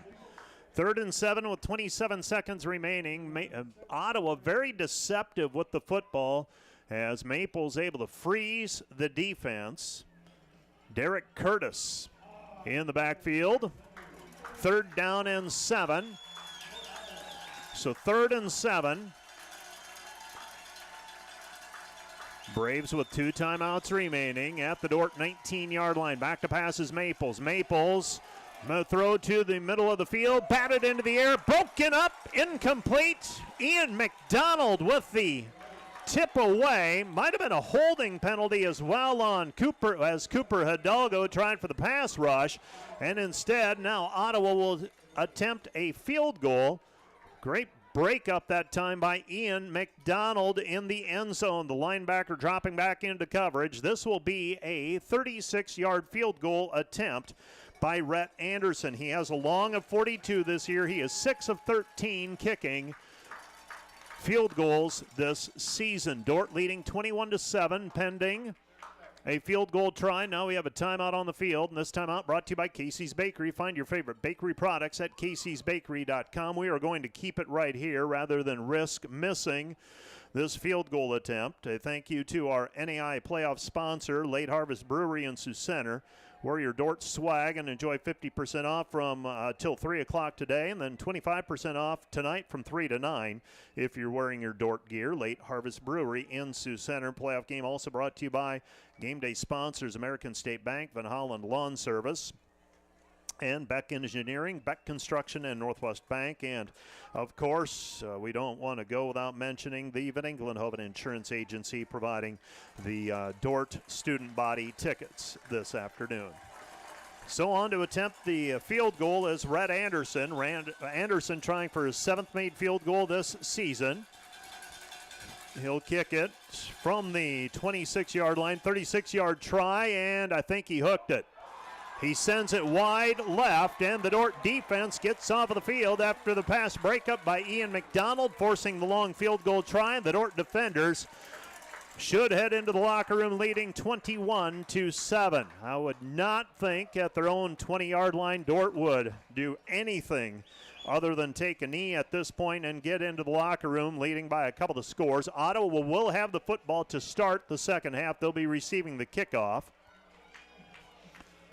So the Dort defenders with a 21-7 lead at the moment. 21 unanswered by the Dort defenders. And it looks like the defenders, Colson Cruz gets out onto the field. And Cruz in the pistol. Motions Zach Riley over to the near side. Dort with that heavy package. So will Dort try to break something here? They hand it off, and with the football is Nick Wellen. Wellen to the 30, spun around at the 31-yard line, and he stops the clock with 10 seconds remaining. Well, the Dort defenders, a little bit of riverboat gambler in Coach Joel Penner. He's going to try to keep the pressure on. Football now at the 32-yard line. See if the defender's trying to break one. Of course, you get to the 40, you can get the clock stopped. You might send Stephen Leinen out to attempt a field goal. That's another 30 yards, though.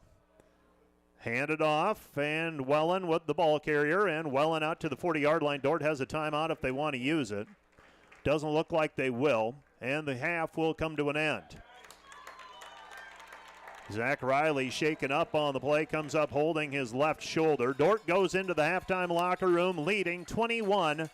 21-7 our score. Dort with a 14-point lead at the half. Let's take a 3-minute break on KIHK. We'll take a shorter break on the Dort Media Network. They'll get back to that halftime interview with Coach Joel Penner. So let's take a 3-minute break on KIHK and back with more right after this.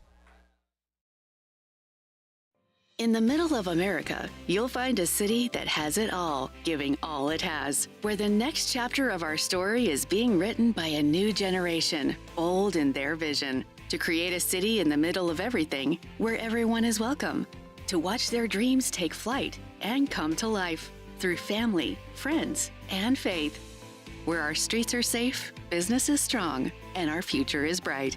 Sioux Center, live life in the middle of everything.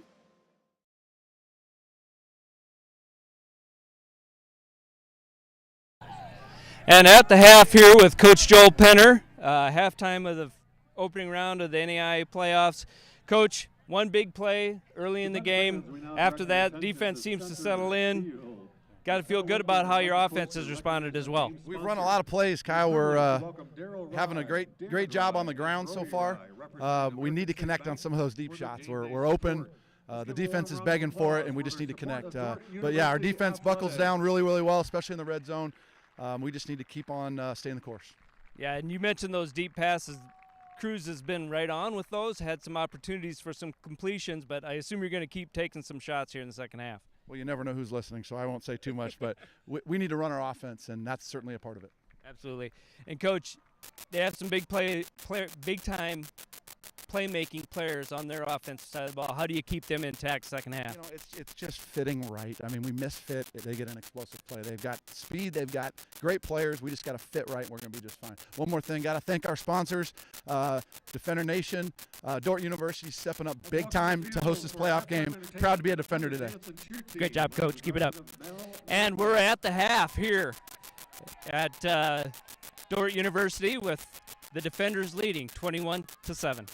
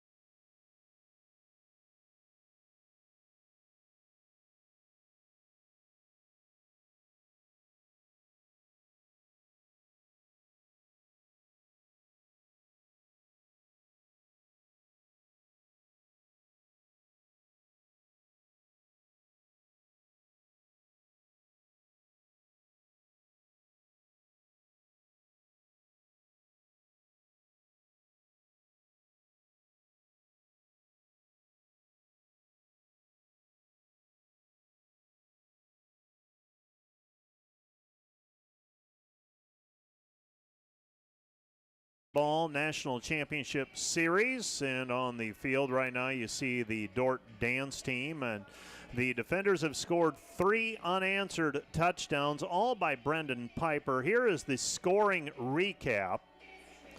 The Dort Defenders surrendered a touchdown run by Winton Ruth, 73 yards with 8:52 left to go in the first quarter. Kind of was a wake-up call for the Defenders, and they trailed 7-0.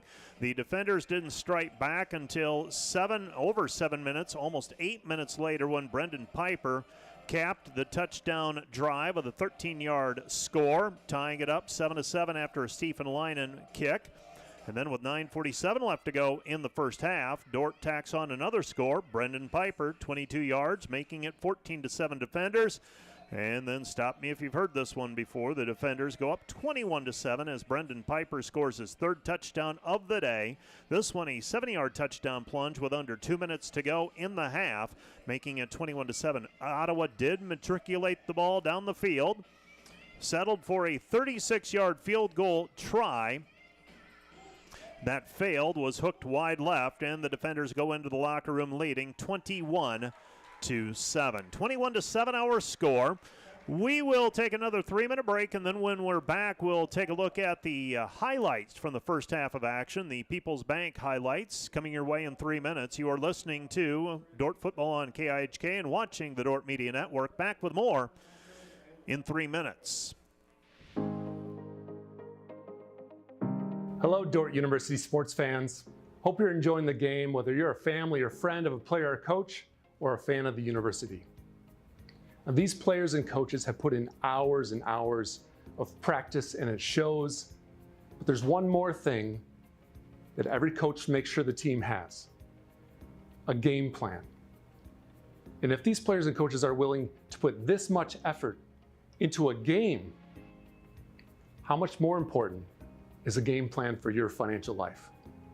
Now, the financial world continually becomes more complicated, and we keep ourselves plenty busy. And even if we have precious free time, most of us don't want to spend it wrangling over financial decisions, reading financial journals, or studying the latest tax legislation. But if you don't have either the time or the desire to spend hours upon hours learning and keeping up with the changing rules of the game in the financial world, and then figuring out how that applies specifically to your financial life, you don't have to do it alone.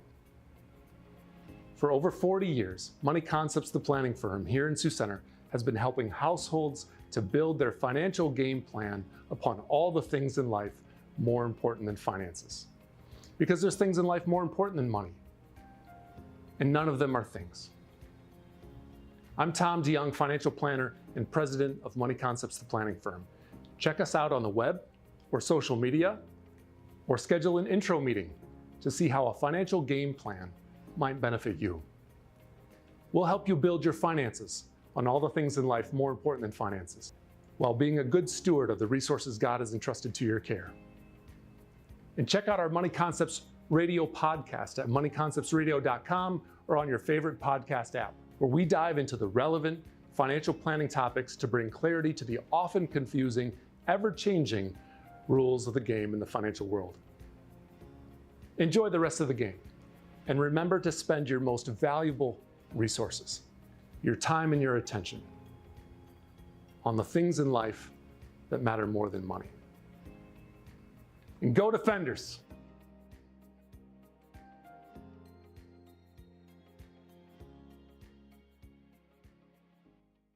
We at American State Bank are grateful to support and cheer on the Dort University Defenders playoff football game today. We value the long-term standing partnership that we have with Dort and American State Bank. Congratulations, Defenders. Go get them.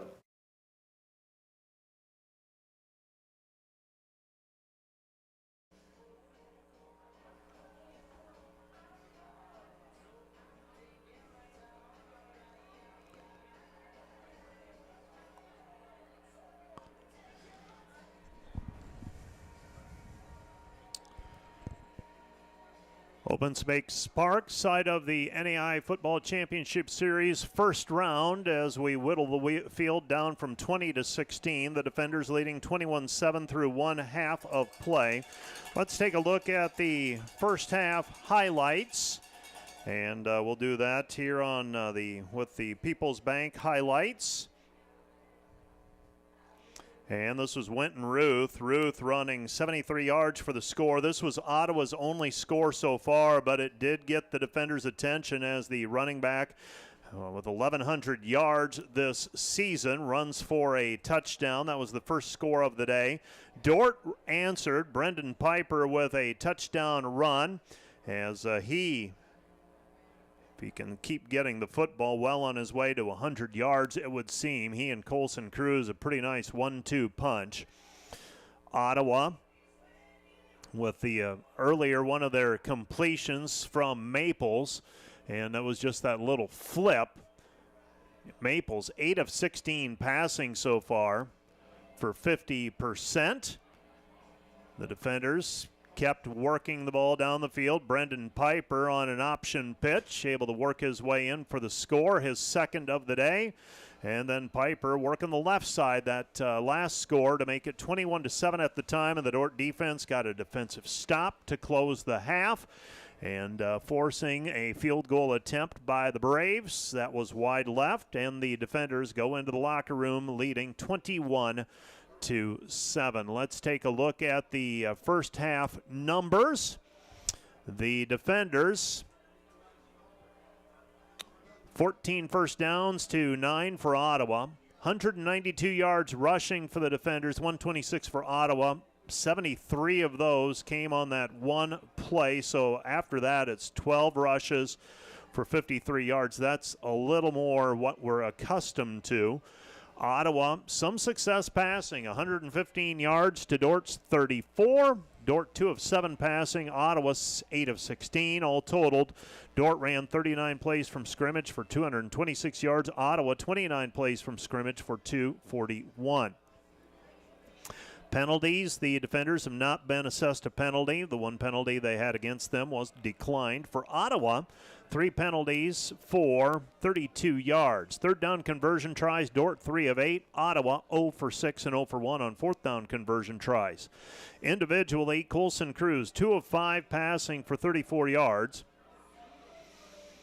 Rushing, Colson Cruz, 12 attempts, 86 yards, a long of 27. Brendan Piper, 13 carries, 78 yards, a long of 22, and 3 touchdowns. Nick Wellen, 5 carries for 22 yards. Receiving, Connor Knopf and Caden Harkin, each with a pass reception, 14 and 20 yards respectively. Both of them come from Colson Cruz. For Ottawa, Billy Maples, 8 of 15 passing, 115 yards. Rushing, Winton Ruth, 6 carries for 98 yards. Again, he had the 73-yarder. After that, 5 carries for 25 yards.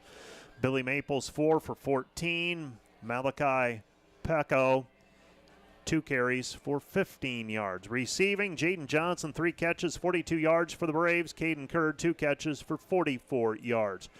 The defenders, it should be Matt Bumgars with 2 solo and 1 assist. Grant Hickson, 2 solos. And taking a look at some of the, Dort has not forced a turnover up to this point.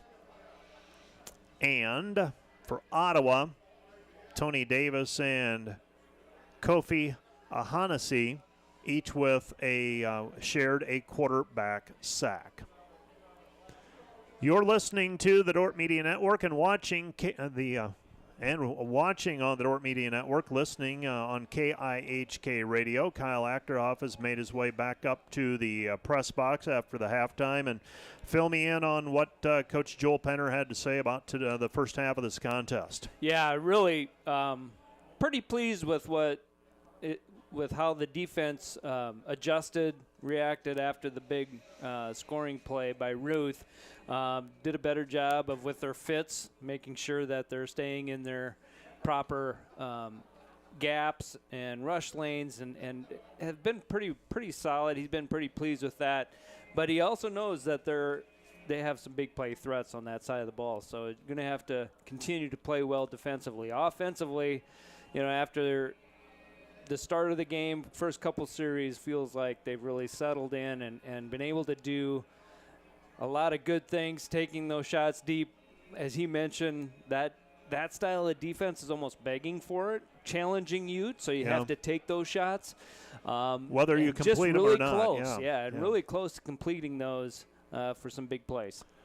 Were you down at field level when the pass got broken up in the end zone? I did. You were able to see that? That's a big play. That was a huge play. Not allowing any points there, because that can be such a huge momentum swing. Hopefully now that momentum is on our side, being able to hold them out of the end zone late, that can kind of be deflating for the opposition, for the offensive unit, when you're not able to get any points on the board there.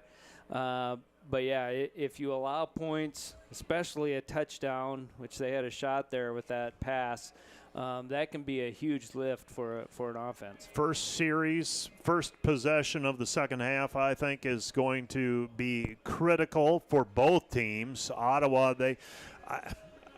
I'm just not sure they feel like they can just bide their time. Right. Trailing by a couple of scores, they've got to have a productive, and I don't know if it means points, but they have to be productive on that first possession of the second half. Right, yeah, they gotta get back into what is kind of their game plan, see if they can get some things going again. A 3-and-out would really hurt them, I think, to start the half. But yeah, you start getting if you get too late into the second half, you get to that point where you're just battling possessions and don't get the ball enough to make up the difference. Might need to, you're up 2 scores. That's a completely different game, it feels to me, than a 1-score game. And obviously there's a lot of football to be played, 30 minutes, in fact. And the defenders leading by a score of 21-7. They've done some good things, but they've also, we have seen that Ottawa's, as we've described them, as very capable. That was the word. And that was the word we used a lot this weekend when people would ask me what I thought. I said, they are similar in our league, it seems to me, to a Dakota Wesleyan, a Midland, a Concordia, who they may not have done it consistently all year, but they're very capable. Yeah, I think probably the one difference between this Ottawa team than those teams you described, yeah, you're right. They're very similar in style and kind of how you feel about them. In my mind, the difference being Ottawa has a couple of offensive guys on the field that can score at any moment because they're that big. They have that potential, that big play type of player that can change a game in an instant with just one play. So it's going to be really important for our defense to stay solid. Well, we have beat this one up pretty much for the first half, and I think we've got about 5 minutes to go till the second half begins. We're going to take another 3-minute break, and when we're back, we'll take a look at some of the other scores going on around the league, around the NAIA, I should say. Right after this 3-minute break, you're listening to Dort Football on KIHK and watching the Dort Media Network. Back with more in 3 minutes.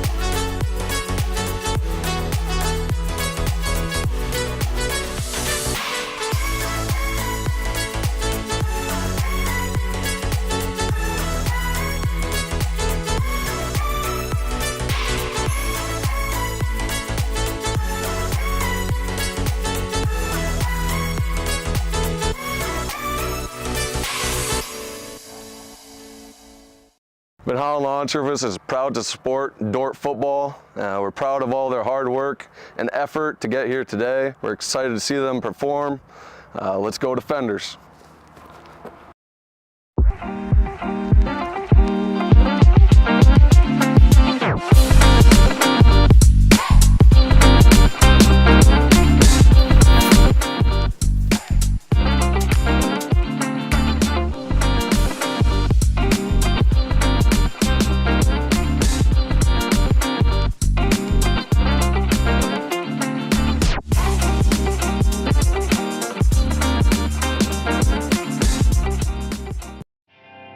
Today's broadcast brought to you by German Farmers Mutual, protecting the farm and home since 1981. Northwest Iowa's local insurance partner, online at germanfarmers.com. Today's broadcast is sponsored by Northside Body Shop. When you expect the very best in the repair of your vehicle, call Northside Body Shop Limited today, serving the Sioux Center area since 1955. 712-722-2313. We thank our NAIA playoff sponsor, Late Harvest Brewery in Sioux Center. Wear your Dort swag and enjoy 50% off from 12 to 3 today and 25% off tonight from 3 to 9 p.m. Late Harvest Brewery in Sioux Center.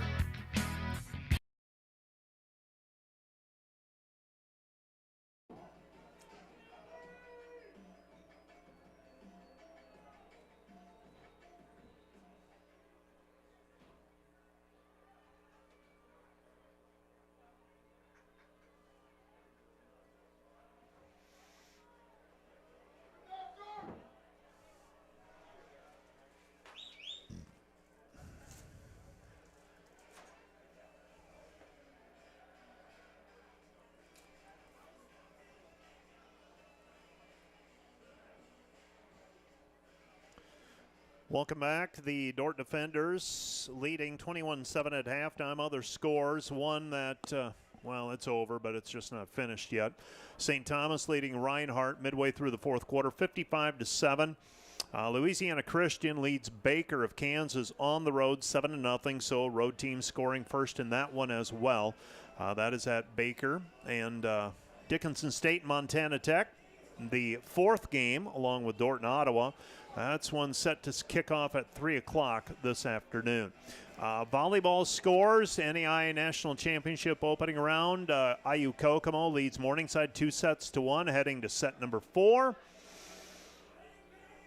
Midland leads Kansas Wesleyan 1-0. Northwestern leading the College of the Ozarks in set 1, 22-15.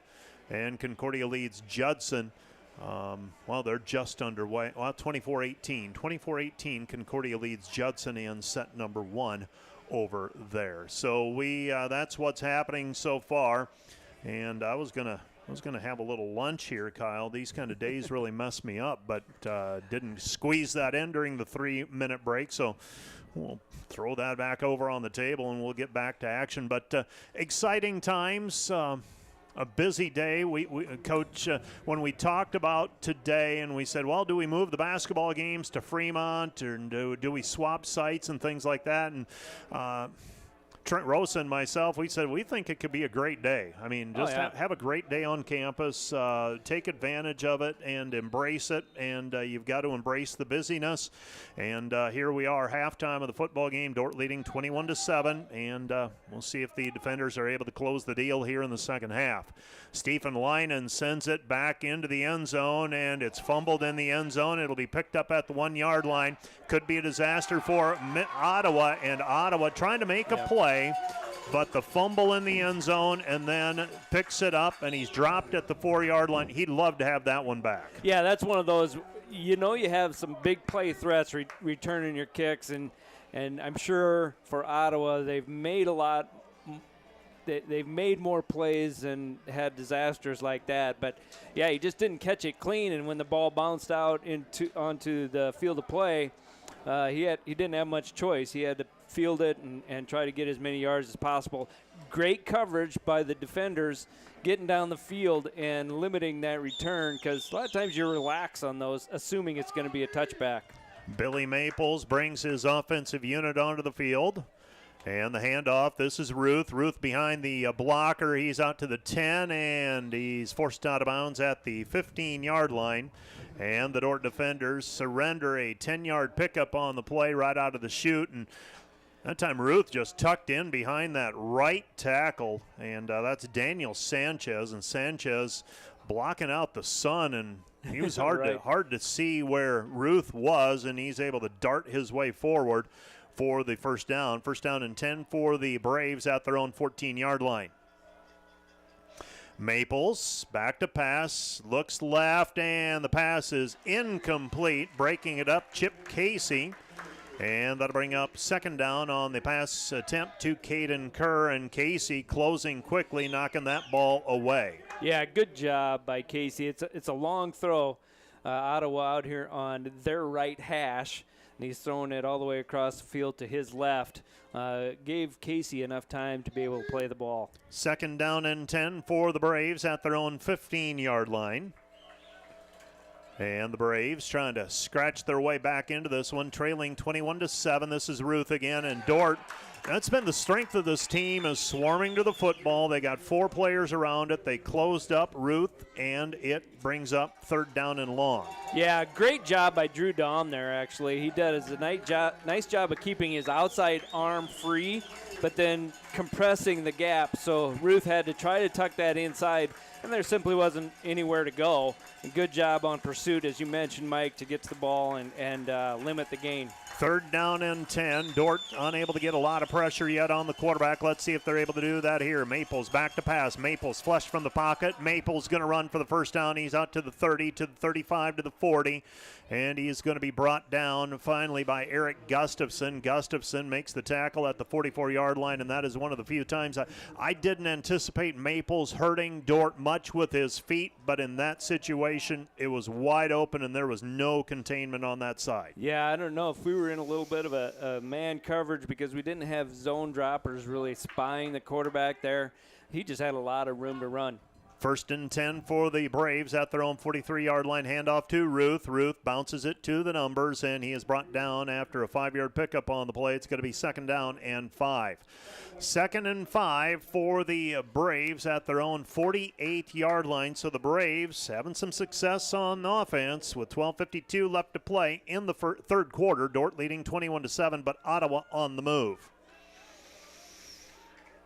Billy Maples, the senior, he's a righty from Smithville, Missouri. Second down and 5.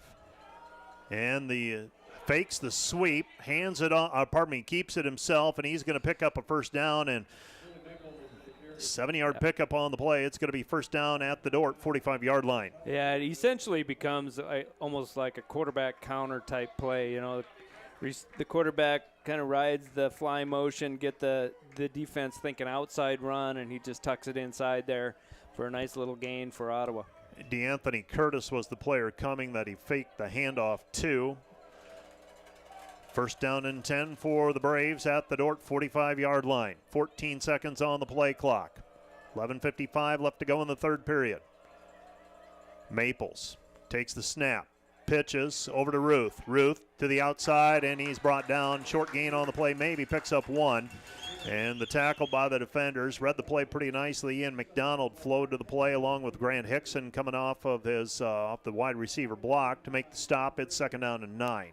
Yeah, and that's the key. If you get Ruth just going get him more sideways, east and west instead of planting his foot and getting upfield, just a good job of stringing that play out. I'm not sure we have anybody that beats him in a foot race one-on-one. Second down and 9. Maples in the pistol. Gives it off to Ruth. Ruth trying to get to the outside. Wieringa closes in and forces him out of bounds, escorts him out of bounds at the 36-yard line. It's going to be third down and short. And here's one. If you're Ottawa, do you take a shot on 3rd and 1?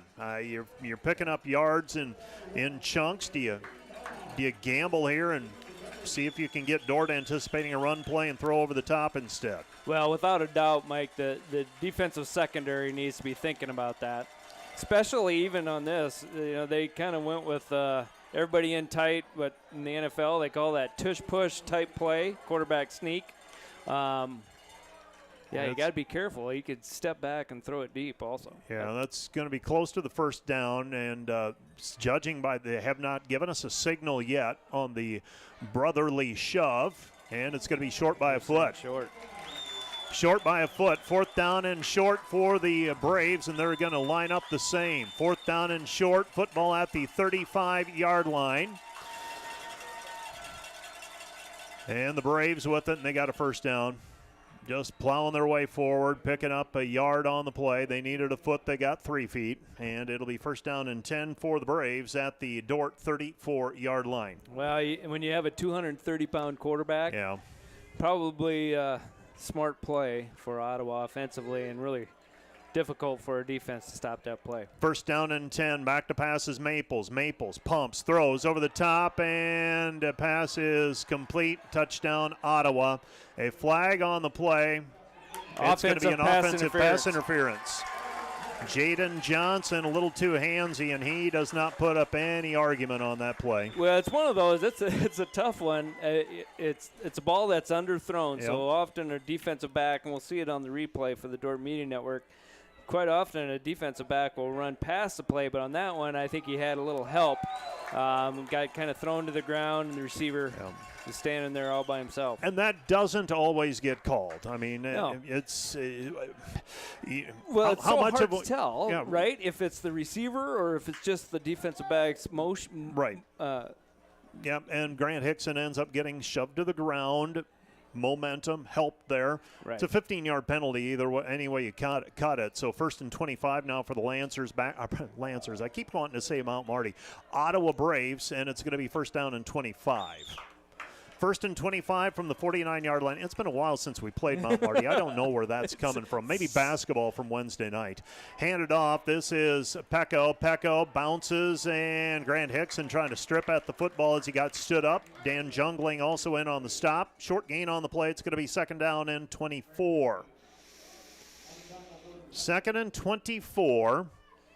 9:20 left to play in this third quarter. Dort still leading 21-7, opening possession of the half for Mount Marty. Jaden Johnson still shaking his head about that pass interference call. He didn't put up any fight, though, initially, but a little frustrated, it appears. Grant Hickson trying to match up with him over on the near side. Back to passes Maples. Maples pressure. Jessup Leakey flushes him from the pocket. We've got a flag on the play, and the pass is batted away by Dom, and I think we're going to have a hold. Jessup Leakey wreaking havoc up the middle. He and Sam Andrews and the Dort defenders, I think the defense might have gotten forced a holding penalty. We'll get the indication from the official. Yeah, that's, we haven't said a whole lot about the defensive line for the Dort defenders yet, getting much pressure. But that on that play, good push inside, as you mentioned, and had an opportunity, but the reason there wasn't a sack there is I think there was a hold. There was a I hold. mean, I think it was Leakey beat his man, and he just dragged him down. And I was going to say, what do you do here? Do you take the yards and give him another play, or do you just say 3rd down and 24 and the or 3rd down and 23, and the defenders are going to say, we'll take 3rd down and 23? Well, yeah, and I think the key is that it brings up a 3rd down play. So if you make the stop, you're forcing them to probably punt the ball away. If that was a 1st or 2nd down play, you want to take the 10 yards, probably back them up a little bit more. But yeah, this puts a lot of stress on the offense to try to pick up a 1st down. Maples empties the backfield. Flush from the pocket. He's going to try to run, and Maples is brought down by Grant Hickson at the 32-yard line, and now it's going to be 4th down and 8, and they're going to go for it again, I would imagine. They'll go for it here because and that was probably in the back of Coach Davis's mind here. Let's get manageable. Get part of this back, and he was able to scramble for a nice gain there and put it in a more manageable 4th down situation. 4th down and 8. Braves have been able to pick up yards in chunks this afternoon. Hard count trying to draw Dort off. 10 seconds on the play clock. Pecco is in the backfield with Maples. 4th down and 8 at the 33-yard line. Maples gets the snap. Back to pass. Dort applying pressure. Throws towards the sideline, and it's incomplete. And Abe Stace was on an island by himself, and normally Abe able to get that head around and see the ball. That time he did not. He played the man, and ball might have actually struck him in the back, slightly underthrown. It was slightly underthrown there, and there's a few people on the Ottawa sideline looking for a pass interference there. The reality is, I think if the receiver tries to come back for the ball, he might get that call, but he really just kind of waited for it. Yeah, and like you mentioned, just off the back of Stays, an incomplete pass. Now grind one out. I mean, this is a golden opportunity for the defenders. Decent field position at their own 32-yard line, getting it back on downs. Well, and a win-win there. Ottawa uses 7 minutes of the third quarter, no points on the board. So see if our offense can do something with it. 1st down and 10. Here's Colson Cruz. He turns, hands, gives to Piper. Piper, the ball carrier. Piper to the 45, still on his feet to the 50. And the Dort defenders with a 18-yard gain on the play by Brendan Piper, the sophomore from New Prague, Minnesota. And the Dort defenders have a 1st down at the midfield stripe. Yeah, and Piper's kind of had the hot hand. You know, a lot of it seems like from week to week, this Dort running back crew, there's a different guy. Today it's been Piper. 1st down and 10 for the defenders at midfield. 7.5 left to go in the third quarter. And the Ottawa Braves, 3 down linemen, so they're going with that odd man front now. 1st down and 10. Cruz hands it off Piper. Piper again tripped up. So close, and somebody reaches up. I don't know if he tripped over an offensive lineman's foot or someone was able to reach up and nip him, but gain of 2 on the play. It's 2nd down and 8. Yeah, and so far this drive, between plays, the Dort defenders being a little bit more deliberate, playing a little shorten bit. the game. Yep, shorten this thing. Keep your offense out there as long as possible. 2nd down and 8. Cruz turns, hands, gives to Piper. Piper, the ball carrier again. Piper maybe picks up 2 on the play. It's going to be 3rd down and significant. 3rd down and 7 for the defenders. Winner advances on next weekend to play Thanksgiving Saturday. And likely on the, well, it will be on the road for either team. It's just a matter of who and where, and all that stuff gets decided after play is complete today. The NAIA leaves itself some leeway to take travel into account. 3rd down and 7. Cruz fakes the handoff. He's going to roll right. Throws. He's got a man wide open. Pass is caught inside the 10, the 15, and stumbling is Eli Bolden. And Bolden, what's the key there? Hey, just make the ball. catch. Just make the catch. And I know Cruz kind of hitting himself on the helmet a little bit, wishing he'd have put it out more. Hey, the most important thing is to complete it. You had a guy wide open. A lot of times on those kind of plays where a receiver is so wide open, you do see the overthrown ball. Yep. You don't need that right now. Let's get the completion, convert the 1st down, big play. We're down here inside the 15. In a great situation right now. Cruz with the completion, and they gave it to Caden Harkin, but I'm quite certain that was Eli. Well, no, Eli is wearing 24? Eli wears 24. They gave it to 84. I think that was Eli Bolden. I'm almost certain of it. But as it is, Preston Greenwood hurt on the play for Ottawa. He walks off the field under his own power. Dort with it now, 1st down and 10 at the Ottawa 12-yard line. So Cade McDaniel comes in. Cade McDaniel, 1st down and 10 for the defenders at the Ottawa 12-yard line. McDaniel's going to run option, pitches it over to Piper. Piper to the 10, inside the 10, down to the 7-yard line. 5:35 left to play in this third quarter. This could be a really short quarter, Kyle, because sure. Ottawa used a lot of time. Clock was running. The defenders now, we're almost 10 minutes deep into this period, and Dort with their first possession. Right, and we talked those new clock rules. We talked about that early in the season. Even there, we're out of bounds, but the clock is running. It can take a lot of extra time off the clock. 1st down and 10, handoff to Piper. Piper looking for his 4th score inside the 5, and he's got a 1st down, and give it to the pony. Just hand it to him one more time and see if you can knock it in and take a 28-7 lead.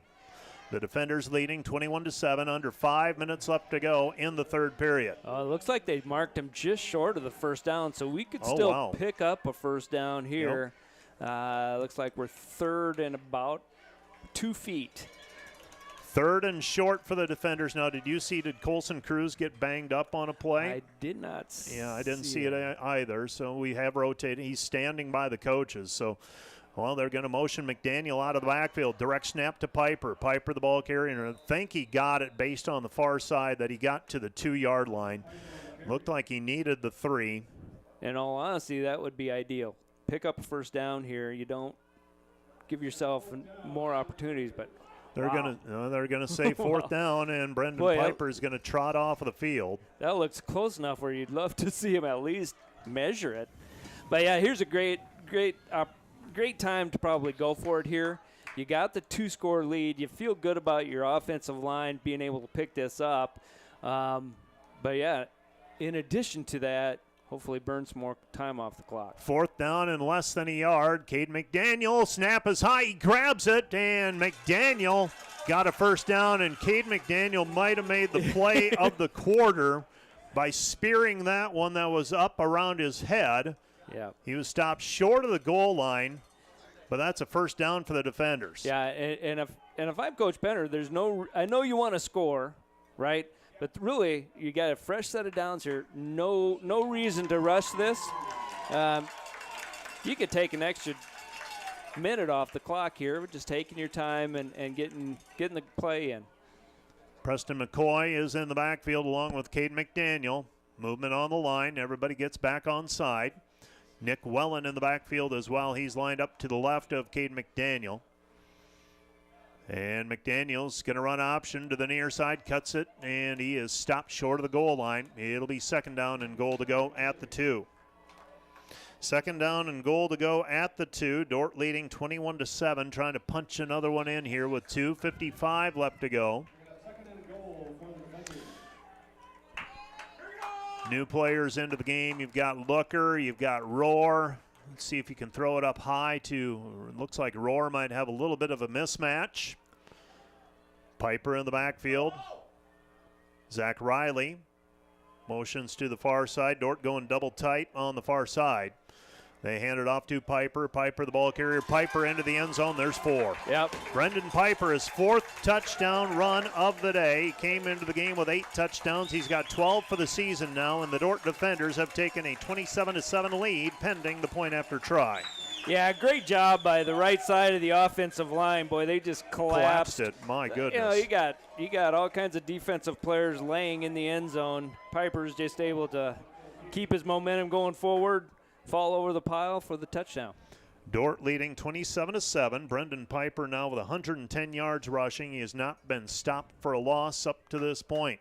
Stephen Leinen on to attempt the point after try, his 4th of the game. Snap is down, kick is up, and the kick splits the uprights, and the Dort defenders lead it now 28-7. 28-7 our score. Let's take a 1-minute break. We'll be back with a kickoff right after this. This is Dort Football on KIHK and the Dort Media Network.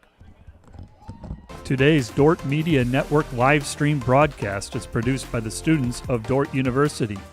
And brought to you by Pizza Ranch, buffet, carry out, or delivery. Joyner and Zvort Dentistry, providing the latest in dental technology in a warm, comfortable, and relaxing environment. And brought to you by Ployne Publishing, quality printing from design to delivery. Ployne Publishing. Thanks to these Dort Media Network sponsors, Ski Bout Window and Door, your local window experts. Whether building or replacing, we have the products, people, and knowledge to get the job done right. See Ski Bout and see the difference. Ski Bout Window and Door. Thanks to M&H True Value. Behind every project is a true value. Start right, start here. M&H True Value.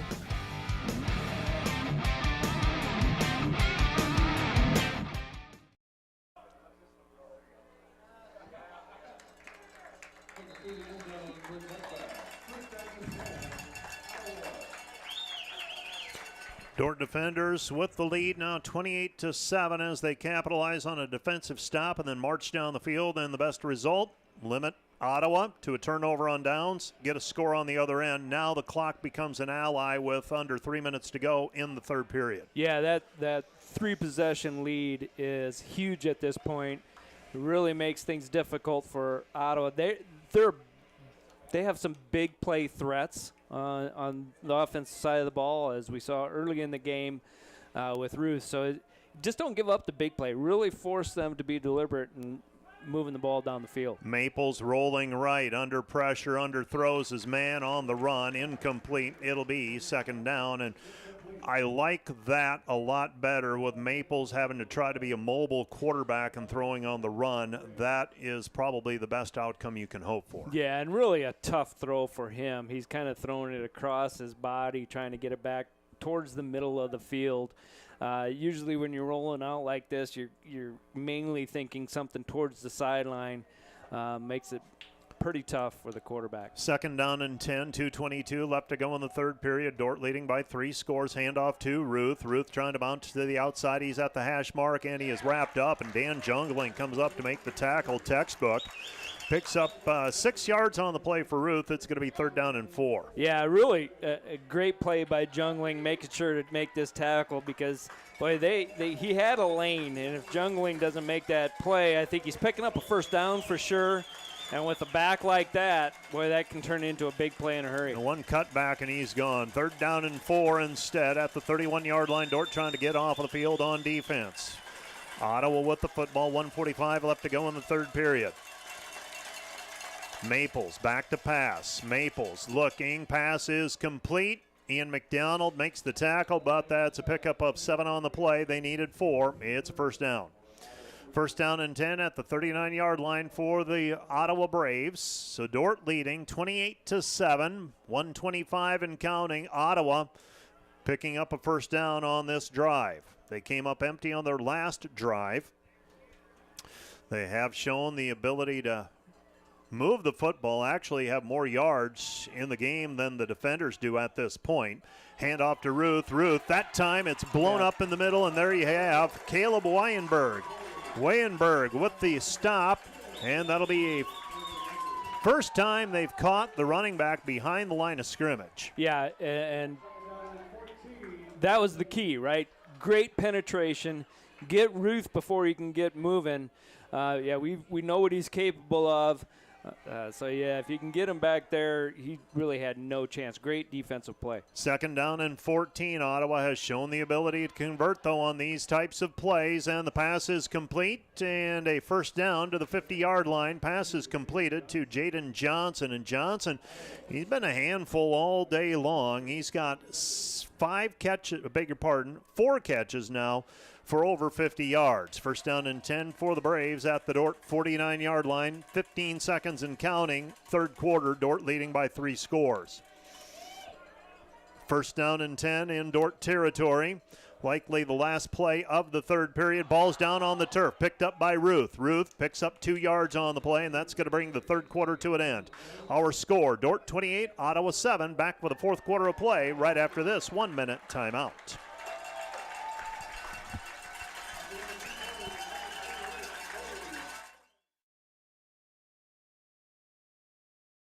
Today's broadcast is brought to you by Rental. Get ready to power up your projects with equipment rentals from Rental. From heavy-duty machinery to the latest power tools, they've got the gear to make your projects a success. Visit them online at rental.com or call 712-722-3928. Today's broadcast is brought to you by NewTek. At NewTek, they don't just sell equipment, they deliver performance, reliability, and innovation. Their team of experts is there to guide you every step of the way, ensuring you find the perfect equipment for your needs. Manhattan Lawn Service is proud to support Dort football. We're proud of all their hard work and effort to get here today. We're excited to see them perform. Let's go Defenders.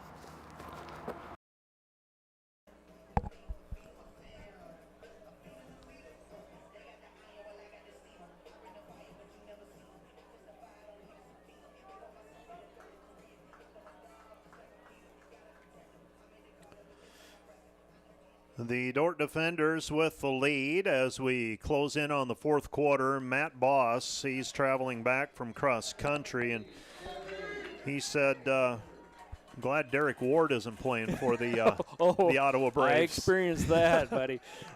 Second down and 8. We'll tell you more about that in just a moment. Second down and 8. Back to pass. Looking is Maples. Maples flush from the pocket, and he's going to slide to a stop. Close to a first down. I think he gave himself up at the 40, though, so it's going to be short of the first down. You were coaching Northwestern back, what did we figure it out, 03, 04? Yep. You were coaching there. What do you hold Mr. Ward to? Oh, boy. Under 400. I think he had 315 rushing. You could tell why he had a 5 or 6 year NFL career with what he did against us. Third down and short. Maples swings it out far side, and the pass is complete. Lucas Huttinga grabs on for dear life. 5-yard gain on the play. That's enough for a first down, and Ottawa has it. First and 10 at the Dort 34-yard line. Well, bend and don't break. That's what the Dort defense has been doing so far today, and ask them to do it one more time here with 14 minutes left to go in the game. Yeah, and just don't give up that big play, that quick strike. You know, force Ottawa to be really deliberate with their offense. Football at the 34-yard line. Maples back to pass, rolling left, under pressure. He's going to throw it up for grabs, and it's knocked down incomplete. Grant Hickson and Dan Jungling, they might have ended up fighting for it. And how many times do you see that? And the offensive player comes down with it. Winton Ruth was sneaking around the backside, but it falls incomplete. Yeah, they tried to sneak the running back out of the backfield up the right sideline, up Ottawa's side of the field, and good job by Hickson to stay at home over there as corner, but then good reaction from safety 2 to knock that thing away. Second down and 10. Clock stops on the incomplete pass. Maples slings it to the sideline, and the pass is complete. That's a first down for the Braves. Tackle made by the defenders. And I believe that was Dan Jungling. Jungling delivered the hit at the end of the play. But it's first down and 10 now for the Braves at the 18-yard line. 13:25 remaining. Braves have it. They line a player over in the slot. Looks like he's uncovered at the moment. Big target. I'm not sure that he's much of a receiving threat. Handoff to Pecco. That's Eric McQueen. I caught him in the slot there, but they didn't even look his way. Yeah, I think not real worried about that receiving threat, but you wonder if Ottawa is going to see that and just, hey, throw it out there quick and have a guy in the open field just to get some positive yards. Second down at 8. 12:45. Clock continues to move. Pecco is the running back, and Ottawa is serious about rotating running backs. Ruth not in the game right now. Pecco. Well, Pecco has it. Pecco dragged down from behind, and on the tackle for the defenders, Drew Dom blows it up. Short gain on the play. It's going to be 3rd down and 7, and Ottawa's in 4-down territory here. We also have to start thinking about, if anyone cares, our opinion on the offensive and defensive players of the game. I'm not sure there's a question on the offensive side of the football. Brendan Piper, 4 touchdowns, a career day. But defense, I'm thinking Ian McDonald has a shot simply because he's been on several tackles, and he had that big pass breakup at the end of the first half. 3rd down and 7. Back to pass is Maples. Maples looking right. Maples is going to be brought down short of the first down, and Ottawa's going to be forced to go for it on 4th down once again. Inside the 15, down near the 13-yard line. They need the 9-yard line for a first down. Yeah, people are probably wondering, why are they kind of stalling out here? When you really compress the field. More bodies. Yeah, more bodies, because, when they're in the middle of the field, out toward midfield, and you can use the whole field, boy, it can really be tough to defend. But hopefully we can hold them here on 4th down and get the ball back to the offense. 4th down and 6. Maples looking for the 4th down conversion. Dort trying to bring pressure, throw it away. Pass falls incomplete. It'll be a turnover on downs, and looking over on the Ottawa sideline, there's a lot of hands on the head now, and it's turnover on downs. Well, and 2 series by the Ottawa offense where they gain some positive yards, burn a lot of clock, but just not able to get any points on the board. Now they're really limiting their opportunities here to come back. So it'll be 1st down and 10 for the defenders.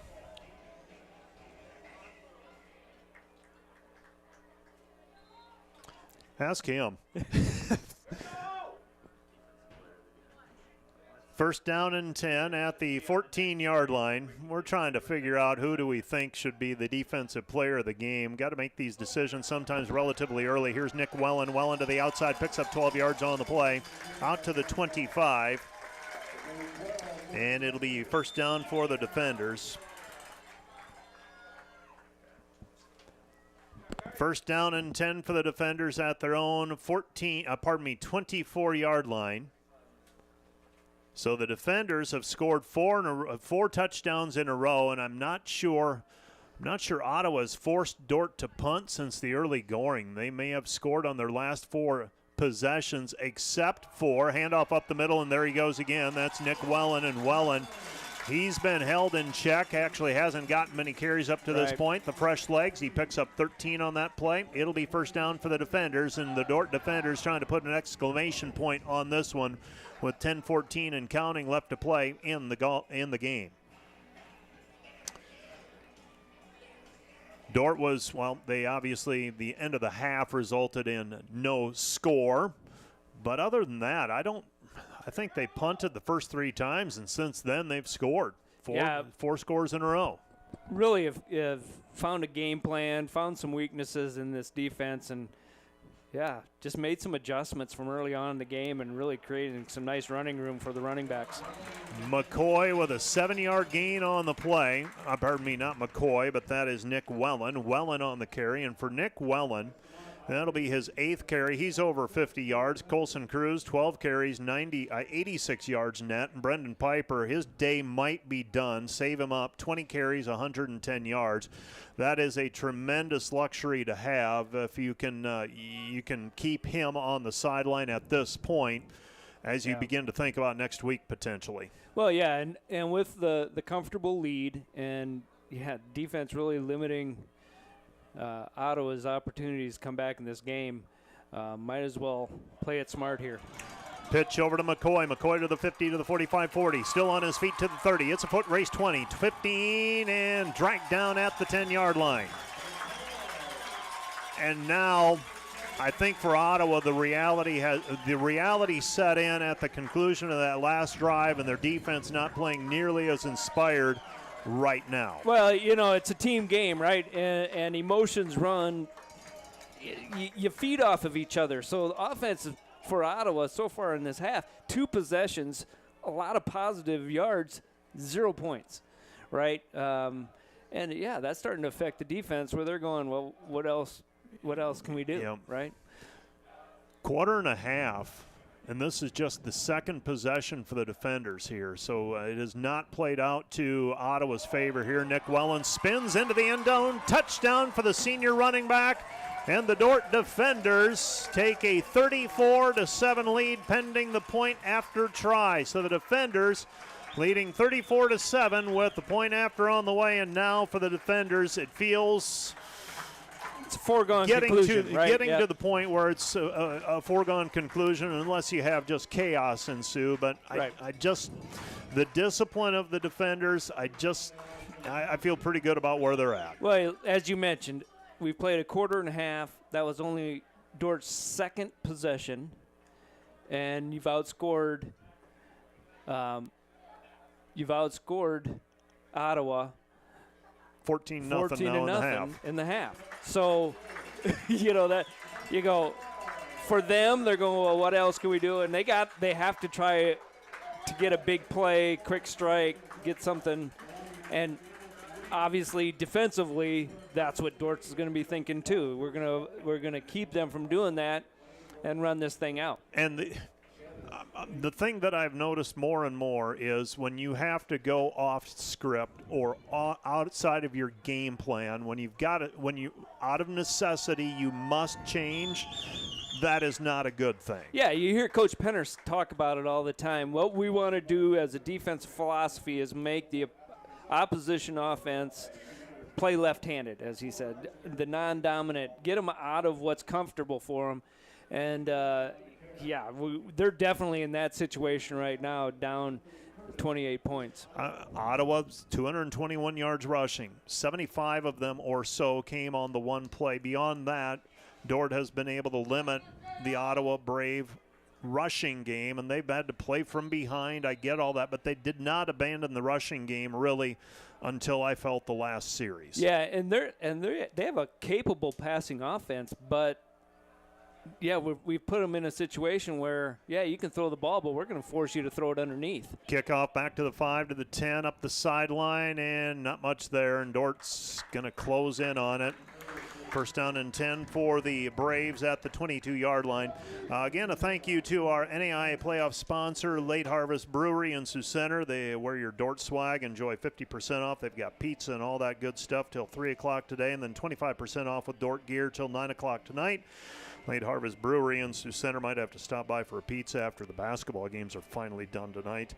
Playoff game brought to you by our game day sponsors as well, American State Bank, Van Holland Lawn Service, and Beck Engineering, Beck Construction, and Northwest Bank. And a thank you to the Van Englenhoven Agency for generously providing the student section tickets for today. First down and 10 for the Braves, trailing 35-7. Dort 35 unanswered. Rolling right, and the ball's down on the turf. It's still loose, and they're going to rule that an incomplete pass as it's thrown forward by Maples. Incomplete. It'll be second down and 10. Yeah, I'd like to see that. Here we see the replay. It looks like he's trying to pitch it. Maybe the ball.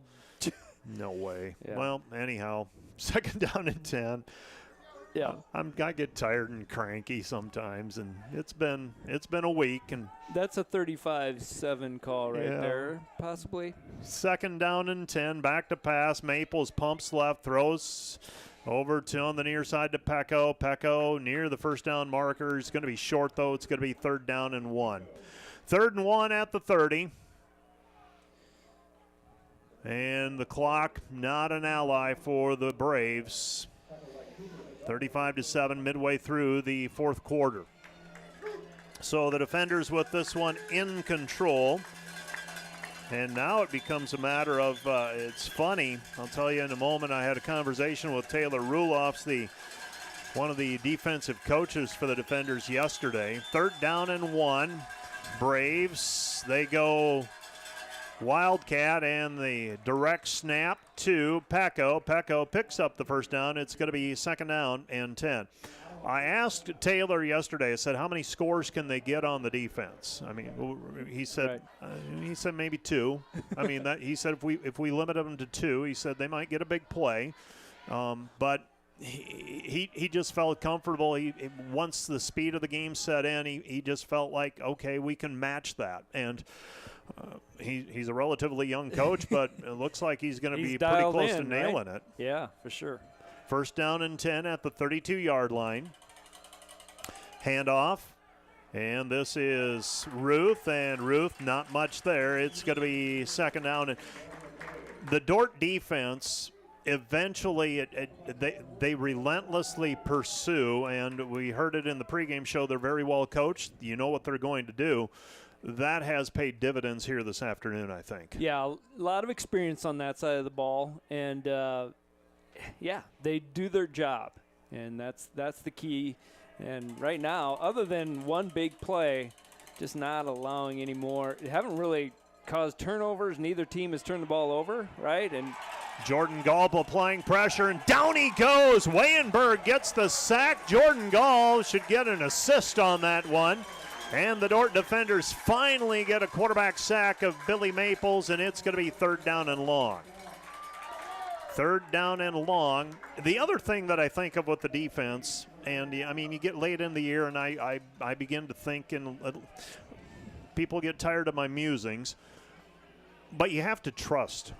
You have to trust your team and your players to do what they're trained to do. Absolutely, and they've proven. I mean, you trust people and you trust players when they're trustworthy, and they've been trustworthy all season, so you let them play, do what they're good at. Yep, pass completion on the 3rd down and long. Baumgars comes away with it. Now they're going to say an incomplete pass.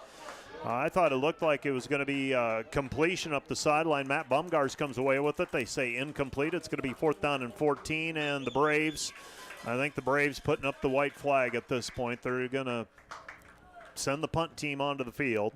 Here's your replay as you watch, and he was out of bounds.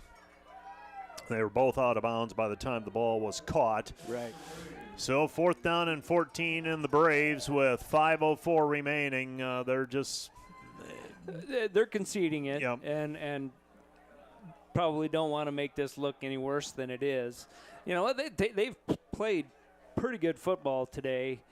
They just haven't been able to put the ball in the end zone offensively. And yeah, once the Dort offense got things going, Ottawa really hasn't stopped us. So no, yeah, a 6-5 team coming into the playoffs, and Thomas McCullough's gonna fumble it, and just when I say this one's over, looks like we got it back. Yeah, we did, and racing down the field, that was number 3, and that's not Noah Clayberg anymore.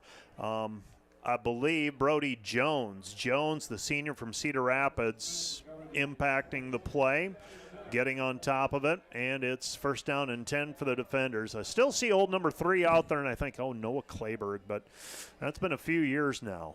He was the quarterback. He's one you noticed, yeah. though. So yeah, he will go down as one of the best that Dort's had in football, and he's down in the Pella area now. Back to passes, McDaniel. McDaniel flares it over to Knopf. Knopf to the 32-yard line, picks up 5 on the play. It's going to be 2nd down and 5. So I was saying Noah Clayberg, he was the quarterback when Dort made the playoffs the previous season, all part of that 2021 mess. That was COVID year. Split season, played in the fall, played in the spring, went down to Grandview, got beat in the opening round down in Des Moines. 2nd down and 5, football at the 33-yard line. And Dort taking their time, pick up a 1st down or 2, and this one might simply be a case where you can run it out. A box set on the far side, 4 receivers. They hand it off to McCoy. McCoy trying to race to the sideline. He's forced out of bounds at the 35. Picks up 2 on the play. It's going to be 3rd down and 2. Speaking of Grandview, we start thinking about next Saturday. Yeah, that's a possible destination. Possible destination. Yeah, you got to be thinking. You're probably going to stay in state somewhere, Yeah. right? You're most likely either going to go to Des Moines or potentially across county. Yeah, you might end up in never Orange know. City. We don't know. Things will, and someone asked me for a bracket earlier this week. I Right. said, if only They it were don't do that that. simple. Yeah. And I say that tongue in cheek. I get it. Yeah, for the listeners, the NAIA, they don't do a full print out a bracket and see how things go. And the Dort defenders into the secondary is Daniel Dickerson. Dickerson on the carry, the running back getting his first carry today into Ottawa territory to the 47-yard line.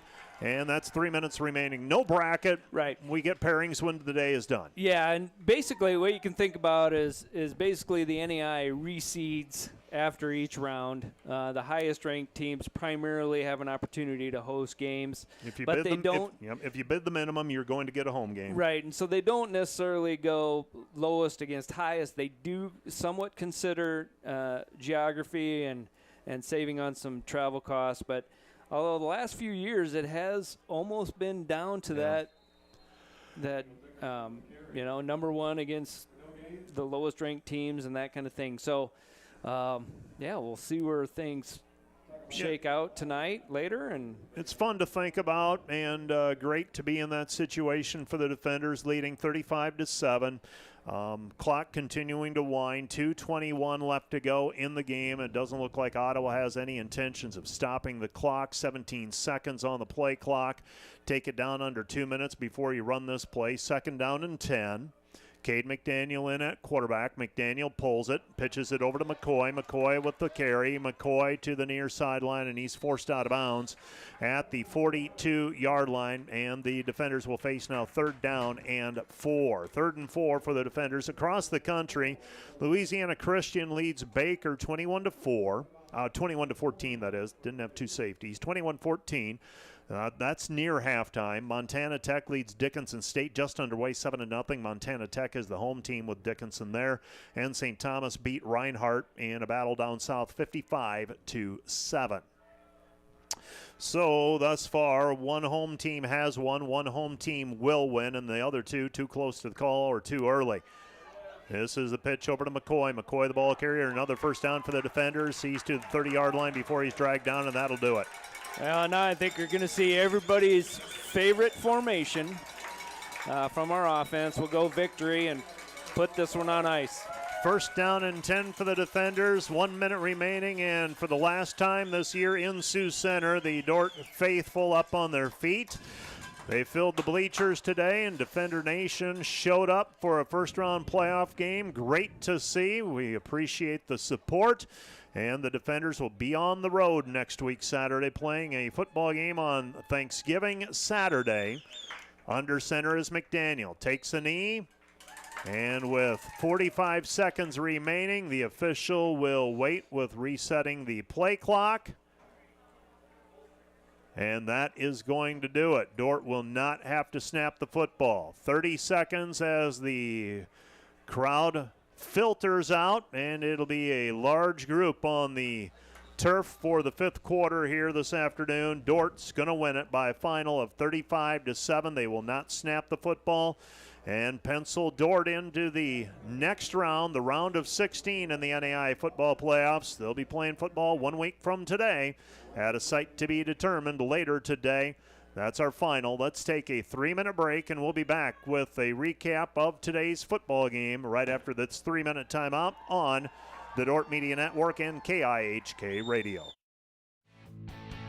This live stream broadcast brought to you by Napa Auto Parts in Sioux Center, your source for quality automotive parts for your car or truck. Let them use their knowledge to help you find the right vehicle battery, brakes, filters, headlights, wipers, and other parts needed to get your job done. Napa Auto Parts in Sioux Center. Special thanks to all our Dort Media Network sponsors. Volink Enterprises Incorporated, building homes for families and businesses in Northwest Iowa since 1962. Let's work together to bring your vision into reality. Volink Enterprises Incorporated. Today's broadcast is brought to you by the Van Engelenhoven Agency, your trusted independent insurance agency throughout Northwest Iowa. Contact the Van Engelenhoven Agency's Sioux Center advisors Mark Holsoff or Lisa Dykstra. Today's broadcast brought to you by Beaver Eye Care, serving Sioux Center and the surrounding communities for over 30 years. Come see Dr. Paul Beaver, Dr. Dan Klausing, or Dr. Reese Beaver for all your comprehensive eye care needs. This broadcast also brought to you by Vision Realty. We are polished, experienced, and professional, offering excellence every step of the way. We are the vision you can trust. Today's broadcast brought to you by the Grain House in Hull. They have amazing coffee, energy drinks, breakfast, lunch, and more. With a big city feel, located only 10 minutes away in Sioux Center, they have a second location opening next year in Sanborn. Today's broadcast brought to you by Snyder Insurance and Financial Group of Sioux Center, offering life, health, Medicare supplements, annuities, and more. Trusted service and exceptional products with you in mind since 1973.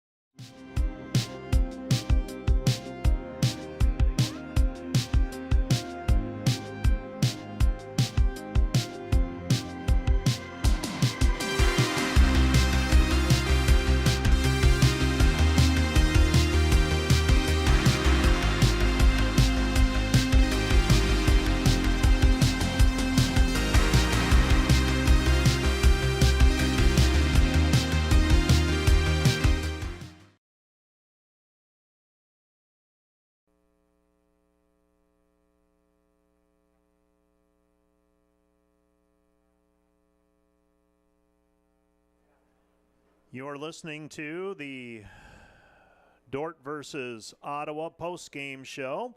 And our postgame show brought to you by Wireless World, your Verizon authorized retailer with 7 locations in Northwest Iowa. Visit them at wirelessworld.com, and it's a happy group for the Dort defenders this week as they win, 4 games in a row. And they have moved to 9-2, best win total in program history. And they will live to play another date. They hold serve at home and get a victory today over the Ottawa Braves. And Ottawa Braves, Kyle, 6-5 coming into the contest. We just didn't know, and they showed themselves to be a very capable opponent this afternoon. Yeah, obviously, for those of us that witnessed the game, it was closer than the margin of victory, probably. I mean, it got rolling the wrong way on Yeah, them. it did. And the thing that Dort did really well is, after the first few series, Ottawa just could not stop the Dort offense. And so we're getting positive yards, scoring drives. At that point, we were in a situation where, they weren't going to catch us because I felt like we could score every time we had the ball, which made it really difficult for them. But then the Dort defense, which has been a strength, they've been solid all year long.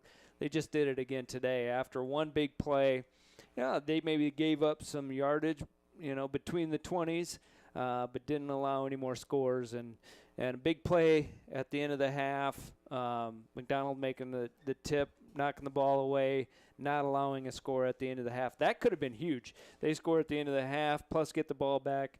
Who knows what happens at that point, but Dort makes the play, seals things up, and, historic year, playoff win, 9-win season, win over Morningside, just a season of a lot of firsts. Yeah, and this is probably the last time you and I work together this season, and I don't want to lose the opportunity to say with that, it's all a process. Ross Dalma and I were very close as when he was men's basketball coach. Known him a long time. He was at Hartley Melvin Sanborn back when I was a kid in Sheldon trying to figure out this broadcasting stuff. And he came here, and his second year, I believe it was the second year, maybe the third, qualified for the GPAC, got all the way to the championship game, played at Sioux Falls, lost. And we probably weren't good enough to win that game at that time. But the next year that we were, and it's all there. And he and I remember the conversation the day afterwards, and he said there are no shortcuts, and you've got to go through it, and you got to do it. And this is you like to see when the progression works out. Yep, and you can't understate the importance of making the playoffs in football, and then an opportunity. We're going to have at least 2 more weeks of practice than most of the other teams in the country, right? I mean, people have to look at, and that it's part of that process. And people often say, boy, it seems like it's a lot of the same teams in the playoffs year after year. Well, why? Well, they're playing more. Yeah. They're giving their guys just that much more game experience, but also reps in practice. And when you're practicing with a purpose like we did last week, like we will next week, they're a lot more productive. And so they're important practices, and that's just going to lead to success down the road. We need to go through the People's Bank highlights, so if we've got those in the truck ready to go, let's take a look at those. And it's going to be mainly Dort highlights in the second half. We're going to start off, though, with I believe it was Billy Maples had the tuck and run, and we talked about the fact, big physical quarterback. He was able to get rid of the football very well, but not a dynamic runner who's going to break one for 70. That time he got 30 yards, and that was really basically the only highlight of the second half for the Braves. Eli Bolden, how big was that play on? Yeah. I believe it was third down and long, a pass over the middle. Right. You're thinking, let's just convert a first down, but Cruz finds him downfield, which leads to another Piper score, which we just saw in the highlights. Yeah, that was a big play early in the second half. And Brendan Piper, it was Nick Wellen then punishing at the end. And Nick Wellen, how fitting that the senior gets into the end zone one more time. And Daniel Dickerson also wearing that knee brace on his left knee. There are so many capable running backs on this team that Daniel Dickerson, he's a feature back in a lot of programs. He's got to bide his time and settle into a role that you've got to embrace. You might not. You'd love to have the ball more, and you never know. Yeah, you never know. If Piper gets a little bit more dinged up, we said he was a little bit sore going into this, and didn't look like it affected him much today. No. But it does seem like it's been a running back by committee. Like who's gonna have the big one today? And today it was Piper. We've seen Wellen a week ago. It just seems to be a position group where, boy, you have confidence in a lot of guys.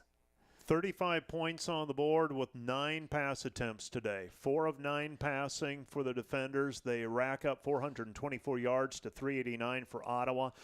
Here's the scoring recap very quickly. Winton Ruth, 73-yard touchdown run for the Ottawa Braves, made it 7-0 near the midpoint of the first quarter. And it was at that point, it's like, oh, boy, this could be a long day. And then kind of tread water for a little while. The defense, Matt Boss and I talked about it this week. He said, when you got a good defense, maybe you give your offense just a little time to catch up. And it felt like that was maybe the case. And then late in the first quarter, Brendan Piper, a 13-yard touchdown run. Then with 9:47 left to go in the half, Brendan Piper, a 22-yard touchdown run.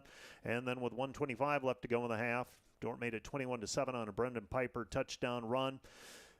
We talked about it already. Ottawa was able to move the football down the field, had the ball deep in Dort territory, had a pass into the end zone. Ian McDonald broke it up, and then they missed a field goal. And just felt like a pivotal point of the game. Big play by McDonald. The defense holds.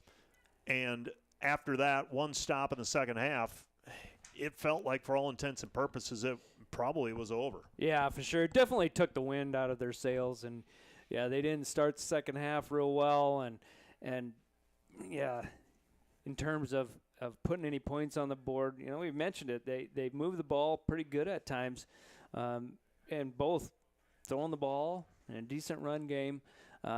But Dort made the plays when they needed to, and that was the difference in the game. 3 total Dort possessions in the second half. It's unbelievable. 2 touchdowns. And run out the clock. Yeah. That's incredible. I mean, it's not even – we aren't even – It's 2:30. It's 2:30. Yeah, so you had a game that lasted, 2:15?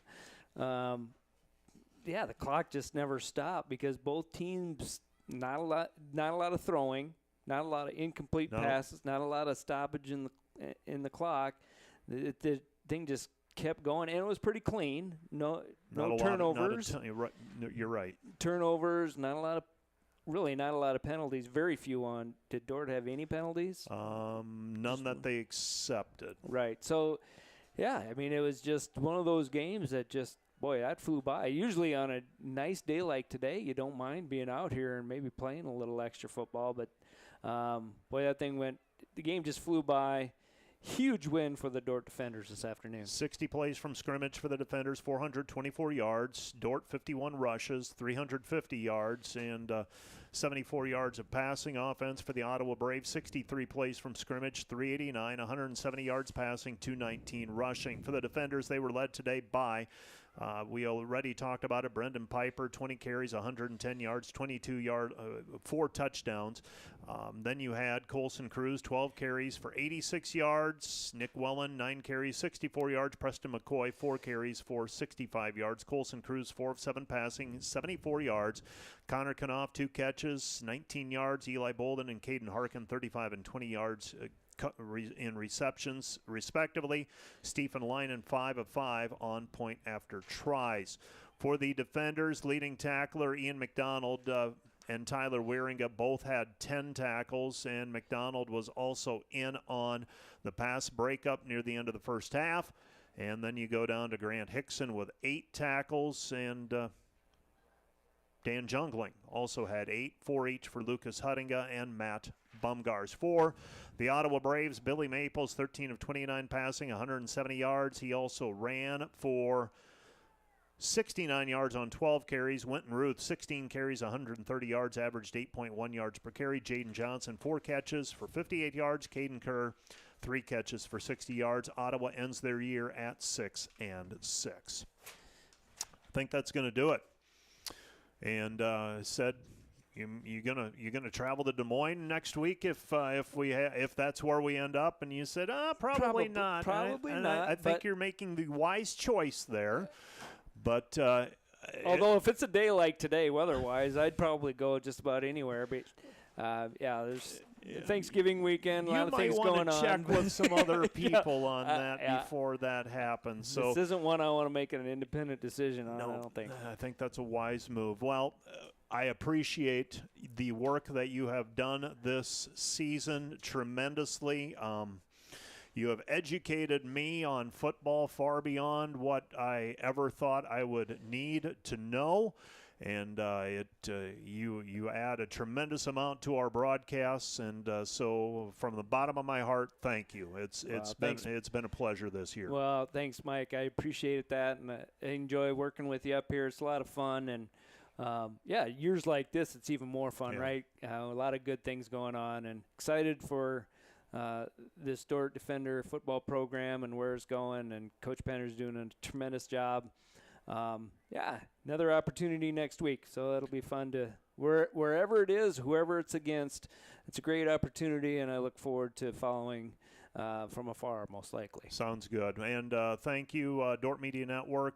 Bang-up job again on the football broadcast, and this is likely the last football broadcast of the season for those folks. Great work once again, and really appreciate them taking the time. The drone footage, everything that they do really accentuates well, and on a day like today, everything shows really well. So thank you to Rich Lodewijk and the Dort Media Network crew as well. and Nathan Brook back at the KIHK studios. It will be it'll be another week. We'll see if Nathan's on the board next week or who is, but I guess that's all the thank yous. So that's going to do it for our broadcast. Once again, a final score from Open Space Park Football Championship opening round. Dort 35, Ottawa 7. For all of those folks I mentioned, I'm Mike Biker.